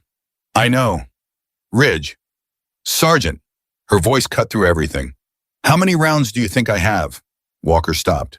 What? You've been keeping ammo counts all night. I heard you do it in the first hole. 2 and change 1.5, 3. So do mine. A pause. How many do you think I have? Ortega, who was lying next to him, said, oh no. Ridge, say your count. Sergeant, I've been on this mountain since before your birds dropped you, she said. I've been shooting since 9:52. I killed an observer. I killed a machine gun crew twice over. I killed a man who was walking rounds into your sergeant's feet, and I killed 4 of Marek's team in 19 seconds, and I killed Marek. A breath. Do the arithmetic. I know you can. You did it for Briggs. Walker's mouth was completely dry. Say the number, he said. 1, she said. Nobody in Viper Squad moved. 1, Walker said. 1 round, she said. 1, in 2 vehicles. And Sergeant Walker, before you say the thing you're about to say, I want you to know I've been carrying this specific round for 4 years, and I have never once had a good enough reason to spend it. Ridge, 1 round doesn't stop. It stops 1, she said. And Sergeant, there's a thing about those vehicles that Kessler doesn't know I know, because I watched him load them 6 days ago through a spotting scope from 2,000 meters while he was on the phone selling your frequency. Walker's head came up. Ridge. He put everything in the second vehicle, she said. All of it. Every round of ammunition for both guns and the mortar rounds he didn't fire. And the fuel because he only has one man who knows how to work the guns, and he wanted the man and the ammunition in the same box. A pause. It's a very efficient decision. It's the kind of decision a smart man makes. Ridge, that's 1.5 miles. 1.7, she said. At night. Yes. Ridge, Ortega says nobody makes that shot. Sergeant Ortega's right, she said. Nobody does. And then she said the last thing anybody heard from her for 4 minutes and 11 seconds, and Ethan Walker would hear it in his sleep for the rest of his life. Tell your men to open their mouths and cover their ears, she said. And Sergeant, whatever happens after this, whatever you hear on this net, whatever anybody tells you in a room in 72 hours, I need you to remember one thing for me. Ridge. I was the only one who came, she said. Click. At 11:19 p.m., 6 men lay in the dirt with their mouths open and their hands over their ears like children waiting for thunder. And Ethan Walker thought, this is the stupidest thing I have ever done, and I would do it again. Sergeant, Briggs said muffled, how long? Don't talk. Sergeant, how long do we? Tyler, don't talk. The vehicles kept coming. That was the thing nobody was ready for. Walker had expected some kind of pause, some moment where the world held its breath, and instead the heavy gun kept hammering, and the rock kept coming apart, and a man was shouting orders somewhere out in front of them, and none of it stopped for her because the world does not stop for anybody. And then the second vehicle came apart. It did not explode the way it does in movies. Ortega tried to explain it once years later and gave up. He said it was more like the vehicle got interrupted. 1 second there was a shape moving behind the first one, and then there was a sound that arrived in your chest before it arrived in your ears, and then the mountain lit up orange from underneath, and the pressure came across 400 meters of open ground and picked Tyler Briggs up off the dirt and set him down again 2 feet to the left. Reed screamed, not from fear. He screamed the way men scream at a football game, wordless and enormous, and Cho was screaming too. And Ortega was hitting the ground with his fist over and over, and Walker lay there with his ears ringing and watched 1.5 miles of night turn into daylight. She hit it, Ortega was yelling. She hit it. Ethan, she hit it. I know. 1.7 at night with 1 round. Ethan, that's not. I know, Luis. Nobody makes that shot. She did. Ethan, nobody. And then Luis Ortega, 34 years old, father of 1, put his face down in the dirt of the Black Ridge Mountains and cried like something in him had finally broken open, and nobody said a word about it then or ever. At 11:21 p.m., the first vehicle stopped shooting. It did not stop because it was hit. It stopped because everything it needed to keep shooting had been in the vehicle behind it, and the man who knew how to work the guns had been in there too, exactly where a smart, efficient commander had decided to put him 6 days ago while he was on a phone selling an American frequency. Sergeant, Cho said, and his voice was cracking. Sergeant, it's dry. It's dry. Oh, that thing's a truck now. That's just a truck. Reed was laughing. It was an awful sound, wet and broken and delighted. She turned a tank into a truck. Sergeant. Sergeant, she turned a tank into a truck with one bullet. Reed, lie down. I'm celebrating. Lie down, Mason. Out in the dark, men were running. Not toward them. Away. Walker got up on his knees and watched 16 of Kessler's remaining fighters break contact and go, and not one of them fired a shot on the way out. Because there is a thing that happens to a man when he watches the thing he was hiding behind get erased by somebody he cannot see, and no amount of money fixes it. Ridge, Walker said into the alternate. Viper 6, confirm. Nothing. Ridge, your rounds, away, they're breaking? They're running. Ridge, confirm. Nothing. Briggs said, Sergeant. Wait. At 11:24 p.m., Dragan Kessler came onto the primary, and there was nothing left in his voice at all. Raven, he said, silence. Raven, say something. Silence. You have no rounds, Kessler said. I have counted. I have counted all night, and you have nothing, and I still have men, and I have a vehicle that drives, and I am going to walk up that mountain myself, and I am going to find you sitting there with an empty rifle. Walker keyed the primary. Kessler. Not now, Sergeant. Kessler, look at your mountain. A pause. Look at it, Walker said. You brought 40-something men here tonight, with our frequency in your pocket, and a schedule you read to me like you were reading a menu, and I want you to stand there right now and count what you have left, and then I want you to explain to me how a woman with one bullet did that to you. Nothing. You know what she said about your 200,000, Walker Baird? She said you'd gotten cheaper. The net went dead. And Reed from the ground said, Sergeant, that was the meanest thing I've ever heard you say, and I'd like you to say it again. At 11:27 p.m., the sky finally remembered them. Cho heard it first, and he stood straight up, which was the stupidest thing he did all night, and he stood there with his arms out like a man in a rainstorm. Rotors, Sergeant. Sergeant, that's rotors. Cho, get down. Sergeant, that's ours. Danny, get down. Two birds came in low over the saddle with everything hanging out of them, and the door guns opened up on what was left of Kessler's people, and after 55 minutes of being the loneliest 6 men in the United States Army, Viper Squad watched the cavalry arrive 26 minutes late for a fight that had already been decided by somebody who didn't exist. Briggs started laughing and then stopped because he was looking north. Sergeant, yeah, they're not going to the ridge. Walker turned. Sergeant, they're coming here. They're coming to us. Nobody's going to the ridge. Briggs? Sergeant, she's up there. Briggs, I know. At 11:31 p.m., a crew chief with a clean face and clean gloves put his hand on Ethan Walker's shoulder and shouted over the rotors. Sergeant, is that all of you 6? That's all of us? You're kidding me. 6. We were briefed you were. He stopped. We were briefed different. Yeah, Walker said. I bet you were. The chief looked out at what was left of the mountain at the burning thing that had been a vehicle at the bodies scattered across 400 meters of ground, and Walker watched the man's face try to do the arithmetic and fail. Sergeant, the chief said, who supported your defense? And there it was. Ortega turned his head. Cho went very still. Reed on the litter stopped moving. Alvarez looked up from Reed's leg with his hands full of a man's blood. Briggs stared at Walker with his mouth open, and every one of them was thinking the same thing, which was, say it, Sergeant, say her name, make them write it down. Walker looked north. He thought about a colonel on a recorded channel saying there is nobody on that ridge. He thought about Marek saying, do you know how many people are employed making you not real? He thought about 11 months and a word like unsustainable, and about the shortest list he had ever counted in his life, and about the fact that whoever was on that list was going to read this crew chief's report by Tuesday. And he understood, standing there in the rotor wash, that the single most dangerous thing he could do to that woman right now was tell the truth. Nobody, Walker said. The chief blinked. Say again. Nobody supported us, Walker said. We held. Sergeant, the chief pointed at the burning hulk. With respect, that's not a rifle. We got lucky, Walker said. It cooked off. The chief stared at him for 3 full seconds. Okay, he said slowly. Okay, Sergeant.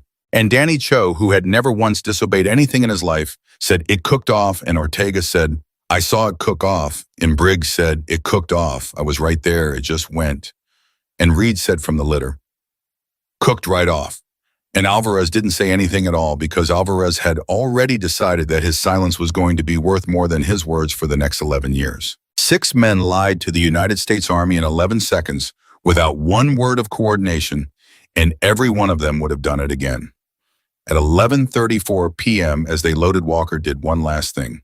He keyed the alternate, and he said quietly so the crew chief wouldn't hear it, Ridge, Viper 6. Nothing. Ridge, we're loading. Wounded, stable, all 6. He waited. Ridge, if you can hear me, we're all 6. Nothing. Ridge. His voice went somewhere he didn't plan. Please. And then so faint that afterward, Cho would swear he'd imagined it, and Ortega would swear on his son's life that he hadn't the handset clicked. That was all. A click. No voice.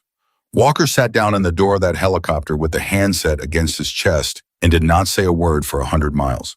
9 days later, in a room with no windows and a table that was too clean, 3 men who did not give their ranks asked Sergeant Ethan Walker to describe the events of the night of the 14th. He described them. He described 40-something hostiles and a destroyed egress and a 90-minute QRF. He described a hostile commander on a compromised frequency. He described a vehicle that cooked off. He did not describe a voice. Sergeant, one of them said 40 minutes in, there's a discrepancy. Your report says your primary was compromised. Yes, sir. How terror? I don't know, sir. You don't know? No, sir, but I'd like somebody to find out, sir, because I've got a list. The room got very quiet. A list? Yes, sir. Of everybody who had our tasking, our primary, our alternate, our beacon protocol, and our QRF timeline. Walker looked at the man across the table and did not blink. It's a short list, sir. It's the shortest list I've ever counted. The man wrote nothing down. Sergeant, he said, the enemy has capabilities we don't always understand. Yes, sir. Is there anything else you'd like to add? And Walker thought about it. He thought about a woman's voice breaking on the word please. He thought about 9 names she said out loud every day for 4 years. He thought about the fact that if he said one true thing in this room, somebody at this table might make a phone call. No, sir, he said, nothing to add. The official report came out 11 days after that. It was 4 paragraphs long. It said that Viper Squad successfully defended its position against a numerically superior force until the arrival of quick reaction elements. It did not mention a woman. It did not mention an observer on a shelf or a body in a drawer that had been cold for hours, or a machine gun that stopped in the middle of a burst, or 8 men who became 4 in 19 seconds, or a man named Marek who spent his last 9 seconds saying, look, lower or 1 round fired at 1.7 miles in the dark by somebody who had been carrying it for 4 years, waiting for a reason. Cho read it in a hallway at Bragg and had to go outside. Ortega read it and didn't say anything for 2 days. Reed read it in a hospital bed with his leg in a frame and threw the paper across the room and told a nurse he was fine. Briggs read it and asked Walker one question. Sergeant, how do they get away with it? They're not getting away with anything, Walker said. That's the part I can't make anybody understand. Tyler, that report isn't a lie they told. It's a lie we told. He rubbed his face. I said nobody. I stood in the rotor wash and I said nobody, and I meant it as a shield, and they took it and put it in a file, and now it's history. So we fix it. You can't fix it. Sergeant. Tyler. Walker's voice was very tired. The day her name goes in a file is the day somebody at that table picks up a phone. You want to help her? Then she was never there. That's the help. That's all the help there is, and it's the worst thing I've ever had to do for somebody who saved my life. Briggs was quiet for a long moment. That's not fair, he said. No. Sergeant, that's not fair. No, it isn't, Walker said. Welcome to it. 6 weeks later, Walker learned the rest by accident from a warrant officer he'd known for 9 years who drank too much at a retirement thing and said one sentence he shouldn't have. You were on Black Ridge, right? Yeah. Man. The warrant shook his head. Whatever program that was, it got zeroed out in April. Whole thing. Files funding everybody. Walker's hand stopped halfway to his mouth. Zeroed out. Closed in a hurry. Guys like that, they don't get retired, they just get. He made a gesture. Nothing. No pension, no records, no nothing. Like they were an accounting error. When in April? What? When in April did they close it? The warrant looked at him strangely. I don't know, man. 4 years ago, why? And Walker set his glass down and understood something that put him in a parking lot for 20 minutes with his hands on his knees. She hadn't disappeared 4 years ago because 9 men died. She disappeared because the day after they died, somebody decided that a woman who kept answering beacons was unsustainable, and they turned her off, and she kept going anyway. For 4 years, alone, with no orders, no pay, no name, no backup, and one round in her pocket she wouldn't spend. Answering beacons that nobody had asked her to answer for men who would never know she'd come because somewhere in a building with good carpet, somebody had decided which Americans were worth 90 minutes and which ones weren't. And Ethan Walker stood in that parking lot and said out loud to nobody, "You weren't even supposed to be there."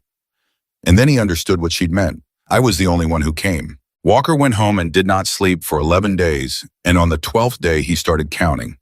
He did it at his kitchen table at 2 in the morning with a legal pad and a cheap pen, and he started with what Marek had told him, because Marek had never lied to her, and Walker had decided somewhere over the Atlantic, with a handset still pressed against his chest, that the man had not been lying to him either. Whoever ordered this had to know you're tasking your frequency, your alternate frequency, your beacon protocol, and your QRF timeline. Go count how many people had all five. So he counted. At 2:40 in the morning, he had a list of 9 names. At 3:15, he crossed off 4 of them because 4 of them had been on leave or on another continent, or in one case dead since March. At 3:50, he was down to 5, and he sat there looking at 5 names on a yellow pad and understood that this was the moment where a man either puts the pen down and goes to bed for the rest of his life, or he doesn't. He didn't. At 6 in the morning, he called Danny Cho. "Sergeant, do you know what time it is?" "Yeah, it's 3 in the morning here." "I know." A pause. Walker could hear Cho sitting up in bed, could hear the exact second Danny Cho stopped being asleep and started being the smartest man in the squad. "Okay," Cho said. "Talk. Look lower." "What? That's what he said, Marek. 9 seconds, and he said it wasn't a general look lower." Walker rubbed his eyes.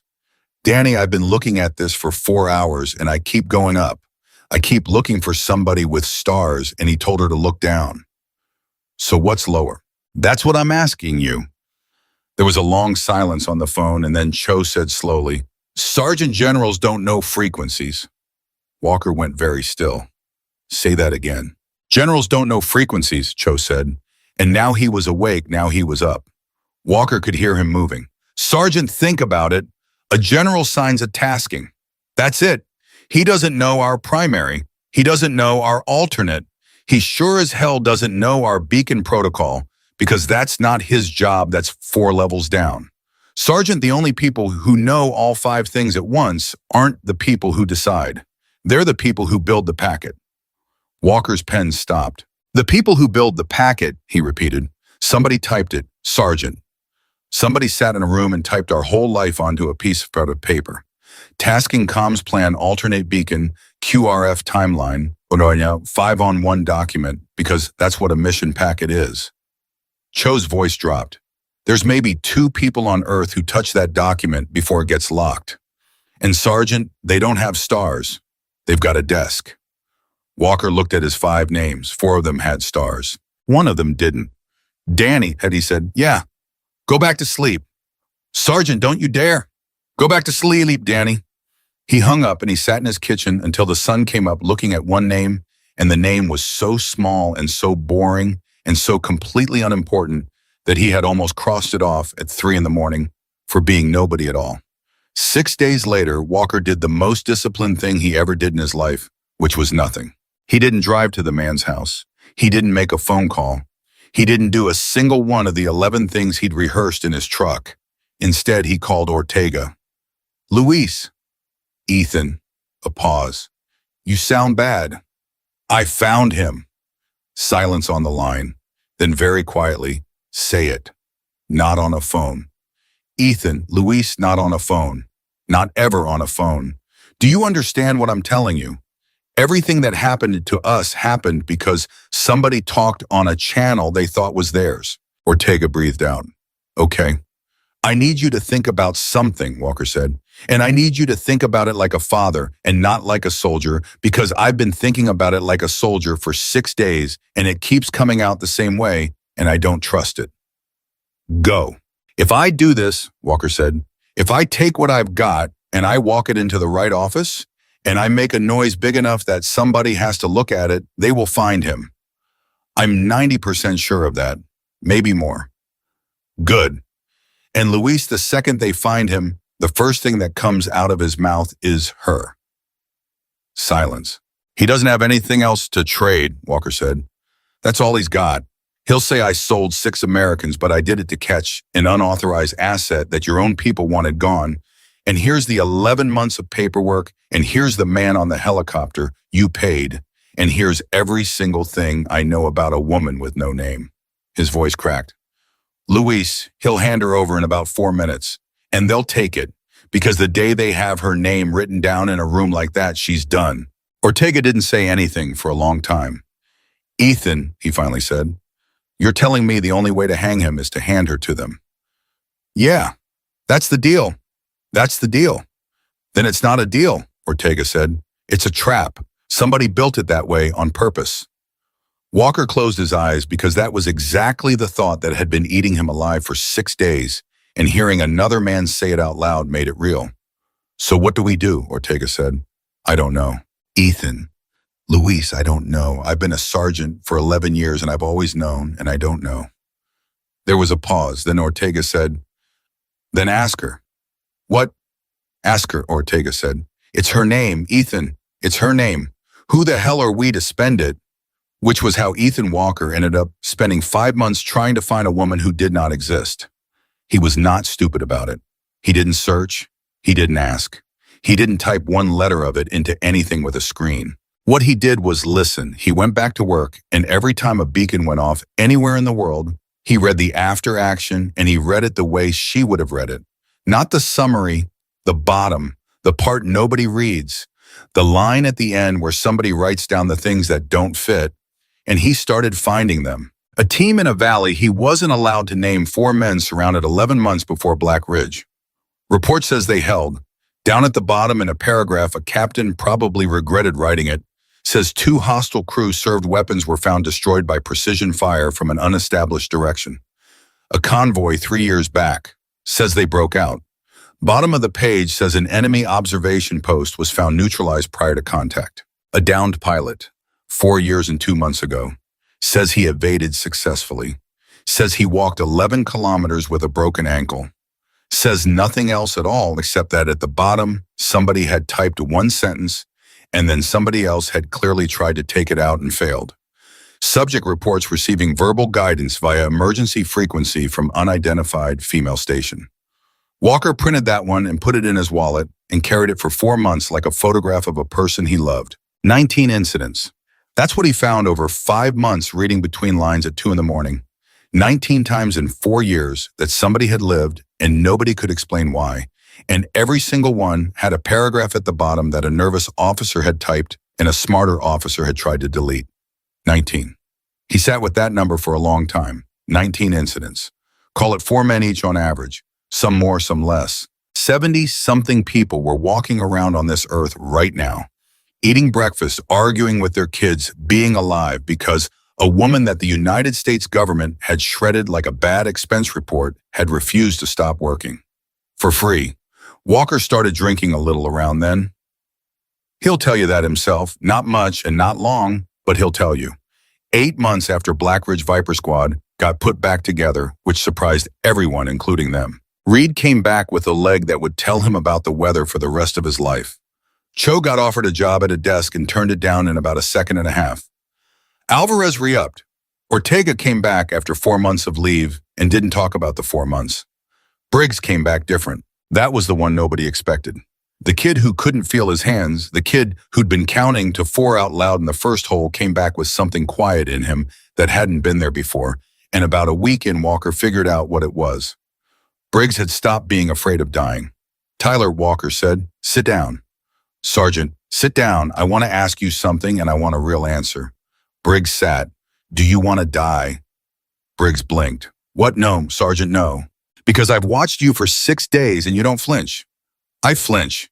Kid, you do not flinch. Briggs looked at the floor for a while, and then he said something Walker thought about for the rest of his life. Sergeant, when we sent the beacon, Briggs said, I found out what it's actually for. It's not for help. It's so they know where to look afterward. You said that, or she said that. I don't remember which of you. He looked up. And then somebody came anyway. So now I know that's a thing that can happen. And it's real hard to be as scared as I used to be when I know that's a thing that can happen. Walker didn't say anything. I'm not brave, Sergeant, Briggs said. I'm just not lonely anymore. 11 months after Black Ridge, Ethan Walker opened his equipment bag in a place he wasn't allowed to talk about and found an envelope. He knew what it was before he touched it. He sat there for a full minute with his hand on it and did not pick it up because, for one whole minute, he wanted to keep the version of his life where he hadn't opened it yet. Inside was a photograph, not of her, of course not of her. It was a picture of a mountain ridge at first light, taken from a place with no cover at all, on the wrong side, on the right side, from an angle where nobody in the world would have looked. And Walker had spent 11 months being unable to sleep, and he still felt his throat close. He turned it over, handwritten in pencil in small even letters. You held the line, I held the darkness. No signature. Walker sat down on his cot and put his hand over his mouth and stayed like that for a while. Then he did the math because that was the disease she'd given him, and the math said that somebody had put an envelope into a locked equipment bag inside a secured area on a base that Ethan Walker had not told anyone he was going to. He walked outside. Cho was smoking, which Cho had started doing 11 months ago and lied about. Danny, Sergeant, how would somebody get into my bag? Cho took the cigarette out of his mouth. Say again. Walker held up the envelope, and Danny Cho, who had run 120 meters in the dark with 9 heat packs, went completely white. Sergeant, he said, that's not possible. That bag's been in a, I know. There's a cage, I know Danny. Sergeant, that means Cho stopped. He looked around at a base full of Americans at fences and lights and men walking, and something in his face turned into wonder. Sergeant, she's here. No, Sergeant, she was here, Walker said. That's different. Danny, she's never here. She's always was here. That night, Walker showed the other 4. He did it in a room with the door shut, and he didn't say anything. He just put the photograph on a table. Reed picked it up first and looked at the ridge and said nothing at all for about 10 seconds, which for Mason Reed was a geological event. That's the wrong side, he said finally. Yeah, Sergeant, that's the wrong side of the mountain. I know. She took this from where she was lying. Reed's hand started shaking. Sergeant, she took this after. She sat there at sunrise and took a picture of the place where she didn't move for 50 minutes, and he put it down and walked to the far wall and stood there with his back to everybody. Ortega turned it over and read the back and read it twice and then handed it to Alvarez without a word. Alvarez read it, and Ruben Alvarez, who had scheduled being not fined for 11 months and never once kept the appointment, said, huh, in a completely flat voice and put it down and went outside and did not come back for 40 minutes. Briggs read it last. He read it, and then he asked the question that broke the room. Sergeant, he said, why us? Walker looked at him. There's 19, Briggs said. You told us 19 times, 70-something guys. Sergeant, why did she send this to us? Why not them? Why not any of them? And nobody had an answer, and it sat in that room like a fifth man. Then Cho said quietly, because we said no. Everybody turned. She said it herself, Cho said. On the alternate. Sergeant, you were there. She said in 4 years, nobody's ever told her no. His voice went strange. Sergeant, all those other guys, those 70 of them, she gave them a door, and they ran through it, and they went home. That's the job. That's what she wanted, and it worked every single time, and it worked perfect. Danny, and we're the ones who wouldn't go, Cho said. That's it. That's the whole thing. That's why we get an envelope and they don't, because we're the only people in 4 years who knew she was out there and refused to leave. Silence. Sergeant, Cho said, and his voice broke. I don't think she's proud of us. I think she was lonely. Nobody said anything, and Tyler Briggs, 21 years old now, said, then we're not the ones who owe her. Say again, Walker said. We're not the ones who owe her, Briggs said. Sergeant, we're the ones who know. That's not a debt. That's a job. Walker looked at that kid for a long moment. Yeah, he said, it is. Which brings us to the thing that happened 14 months after Black Ridge and the reason 6 men will never be found in the same room again. There was a name on Ethan Walker's yellow pad, a small, boring 4 levels down, nobody at all kind of name. And in March, that name got a promotion. Walker found out on a Tuesday, standing in a hallway reading a bulletin board like a normal man, and he read it 4 times to be sure, and then he went out to his truck and sat there for a long time not doing anything. Then he drove to Ortega's house. Ortega opened the door in a t-shirt with a 7-year-old wrapped around his leg like a barnacle, and he took one look at Walker's face and said, "Mateo, go inside, buddy."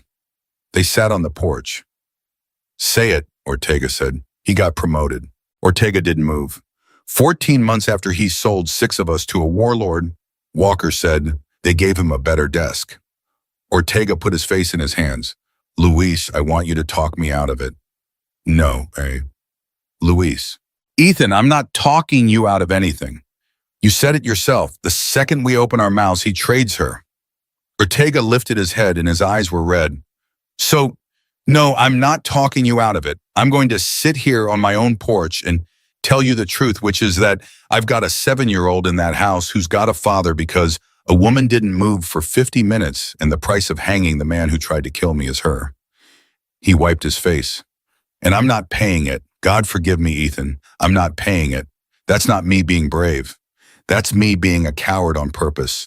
And I've decided I can live with it, and I decided that about 9 months ago, and I've never told anybody." Walker sat there. "Say it back to me," Ortega said. "Say what back?" "What she said, on the alternate, when you were falling apart about the South Road." Ortega looked at him. "Say it." Walker's voice came out rough. "She said you cost me 40 seconds of arguing, and I've wasted more than that tying my boot." "No, the other part." Walker was quiet. "Ethan, she said she was the only one who came." "Yeah," Ortega said. "So here's my question.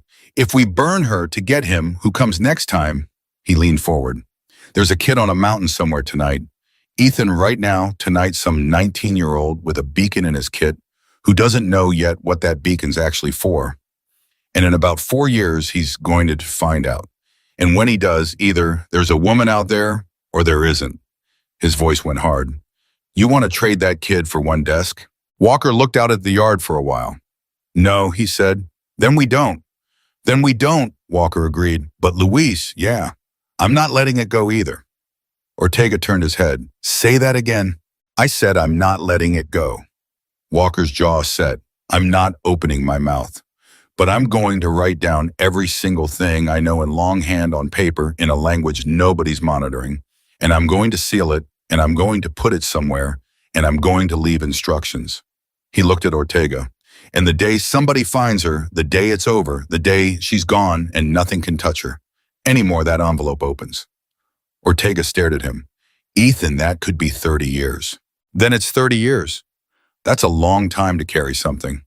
"Luis," Walker said, "she's carried it for 4. 6 months later, the 6 of them ended up in the same bar, which happened exactly once and never again. It was Reed's thing. Reed had gotten married, which surprised nobody more than Reed, and there was a wedding, and afterward 5 men who had been on a mountain together stood around a table in a place with bad lighting and did not talk about the mountain for 2 hours. Then Briggs, who was drunk for maybe the 3rd time in his life, said, "Do you think she's still out there?" The table went quiet. "Tyler," Ortega said. "No, I want to know. I want to know what everybody thinks, because I think about it every day." He looked around. "Every day. I'm not exaggerating. I wake up and I think, is she still out there?" "She's out there," Reed said immediately. "How do you know?" "Because I read the same thing Sergeant reads," Reed said. "You think he's the only one. Sergeant, no offense, you're not the only one." Walker's head came up. "I found 4 more," Reed said. "Since Black Ridge, 4. Same paragraph at the bottom. Somebody typed something they shouldn't have, and somebody else tried to take it out." He shrugged, and it wasn't casual at all. 2 months ago. 2 months ago, Sergeant. Some team in a place, I'm not saying they get lit up, they hold, and there's a line at the bottom of the report about an unidentified station on their emergency frequency telling them which direction to move. Cho set his glass down very slowly. What did she say? Briggs asked. What did she say to them? Does it say? Reed was quiet for a second. It says she told them to hold their position, he said. Nobody spoke. She's still saying it, Alvarez said, and it was the first sentence he'd offered all night. 15 years from now, some kid's going to hear it, and he's going to spend the rest of his life trying to explain it to his wife, and she's not going to believe him. Doc Reed said, That's the most you've said since the mountain. Yeah, well, Alvarez turned his glass in a circle. I've been scheduling that. And then Ruben Alvarez, who had fired a pistol twice at 9 feet after 9 years of not firing it, said, I want to say one thing and then I'm never saying it again. Nobody moved. I've been a medic for 11 years, Alvarez said. You know what my whole job is? My whole job is being the guy who shows up. That's it. That's the entire thing. Somebody's dying and I show up. He looked at the table. And that night I sat behind a rock with my thumbs up while somebody else did my job better than I've ever done it in my life for people she'd never met with. Nobody paying her, with nobody thanking her, with her own country actively trying to erase her while she did it. His voice never changed. And I've spent 2 years trying to figure out how to feel about that, and I've landed on this. I'm not going to try to be as good as her. I can't. Nobody can. He finally looked up. But I'm never going to be the guy who doesn't show up. That's what I've got. That's all I've got. And it's hers. Nobody said anything for a while. Then Walker raised his glass about 2 inches off the table, and he didn't say a name because there wasn't one, and 5 other glasses came up, and 6 men drank to nobody. That was the last time all 6 of them were ever in a room together. 9 years later, Sergeant Major Ethan Walker stood in front of 180 soldiers on the last day of a course that didn't officially teach what it taught. He'd been doing it for 6 years by then. He was good at it, and he always ended the same way, and by year 3, the students had started warning each other about it. Last thing he'd say, then you can go. They'd settle. Every one of you is carrying an emergency beacon, he'd say. Every one of you, and every one of you thinks you know what it's for. He'd let that sit. It's not a call for help, he'd say. Do you understand me? It is not a call for help. It's a marker. You push that button, and what you're doing is telling a very nice room full of very good people where to find your body. That's it. That's the whole function. That's what it does. Every year, the room went completely silent.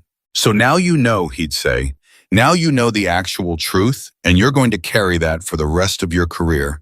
And it's going to sit on your chest at 3 in the morning. And I'm sorry, but I'd rather you hear it from me than find out the way I found out. Then he'd wait, and every year some kid would raise a hand and ask the question, Sergeant Major, then why carry it? And Ethan Walker would look at that kid for a long moment, because one time he'd say somebody answered. And he'd walk out, and he'd never explain it. And for 6 years, 180 soldiers a year went out into the world with that sitting in them like a stone, and not one of them ever forgot it. And that was the entire point. 11 years and 4 months after Black Ridge, Ethan Walker's phone rang at 4 in the morning. It was Danny Cho, who was a civilian by then, who had a wife and a mortgage and a job he wouldn't describe. Ethan, Ethan, are you sitting down? Walker sat down. There's a beacon, Cho said, tonight, about 6 hours ago. A team, I'm not saying where, I'm not saying who. Danny, they got hit bad. 8 guys, their routes gone, their air's gone. And Ethan, listen to me, their QRF was 90 minutes. Walker closed his eyes. 90, Cho said. 11 years, Ethan. It's still 90. It's always 90. It's like a law of physics. Danny, are they? They're alive, Cho said. Walker's hand tightened on the phone. All 8, Cho said, and his voice went. All 8 of them, Ethan. And I've got the initial, and it says they defended their positions successfully against a numerically superior force until the arrival of quick reaction elements. Danny. And there's a paragraph at the bottom. Walker couldn't speak. Somebody typed it, Cho said. Some captain typed it because he didn't know any better, and somebody's going to take it out by Friday, and I'm reading it right now. He was crying. Walker could hear it. It says 3 hostile crew served positions were destroyed by precision fire from an unestablished direction at extended range. It says the squad leader reports receiving movement guidance on an emergency frequency from an unidentified female station. Walker put his free hand flat on his kitchen table. Ethan, Cho said, 11 years. Yeah, she's 50-something years old. She's been doing this for 15 years, with no pay and no country and no name on. And Ethan, she's still, he stopped.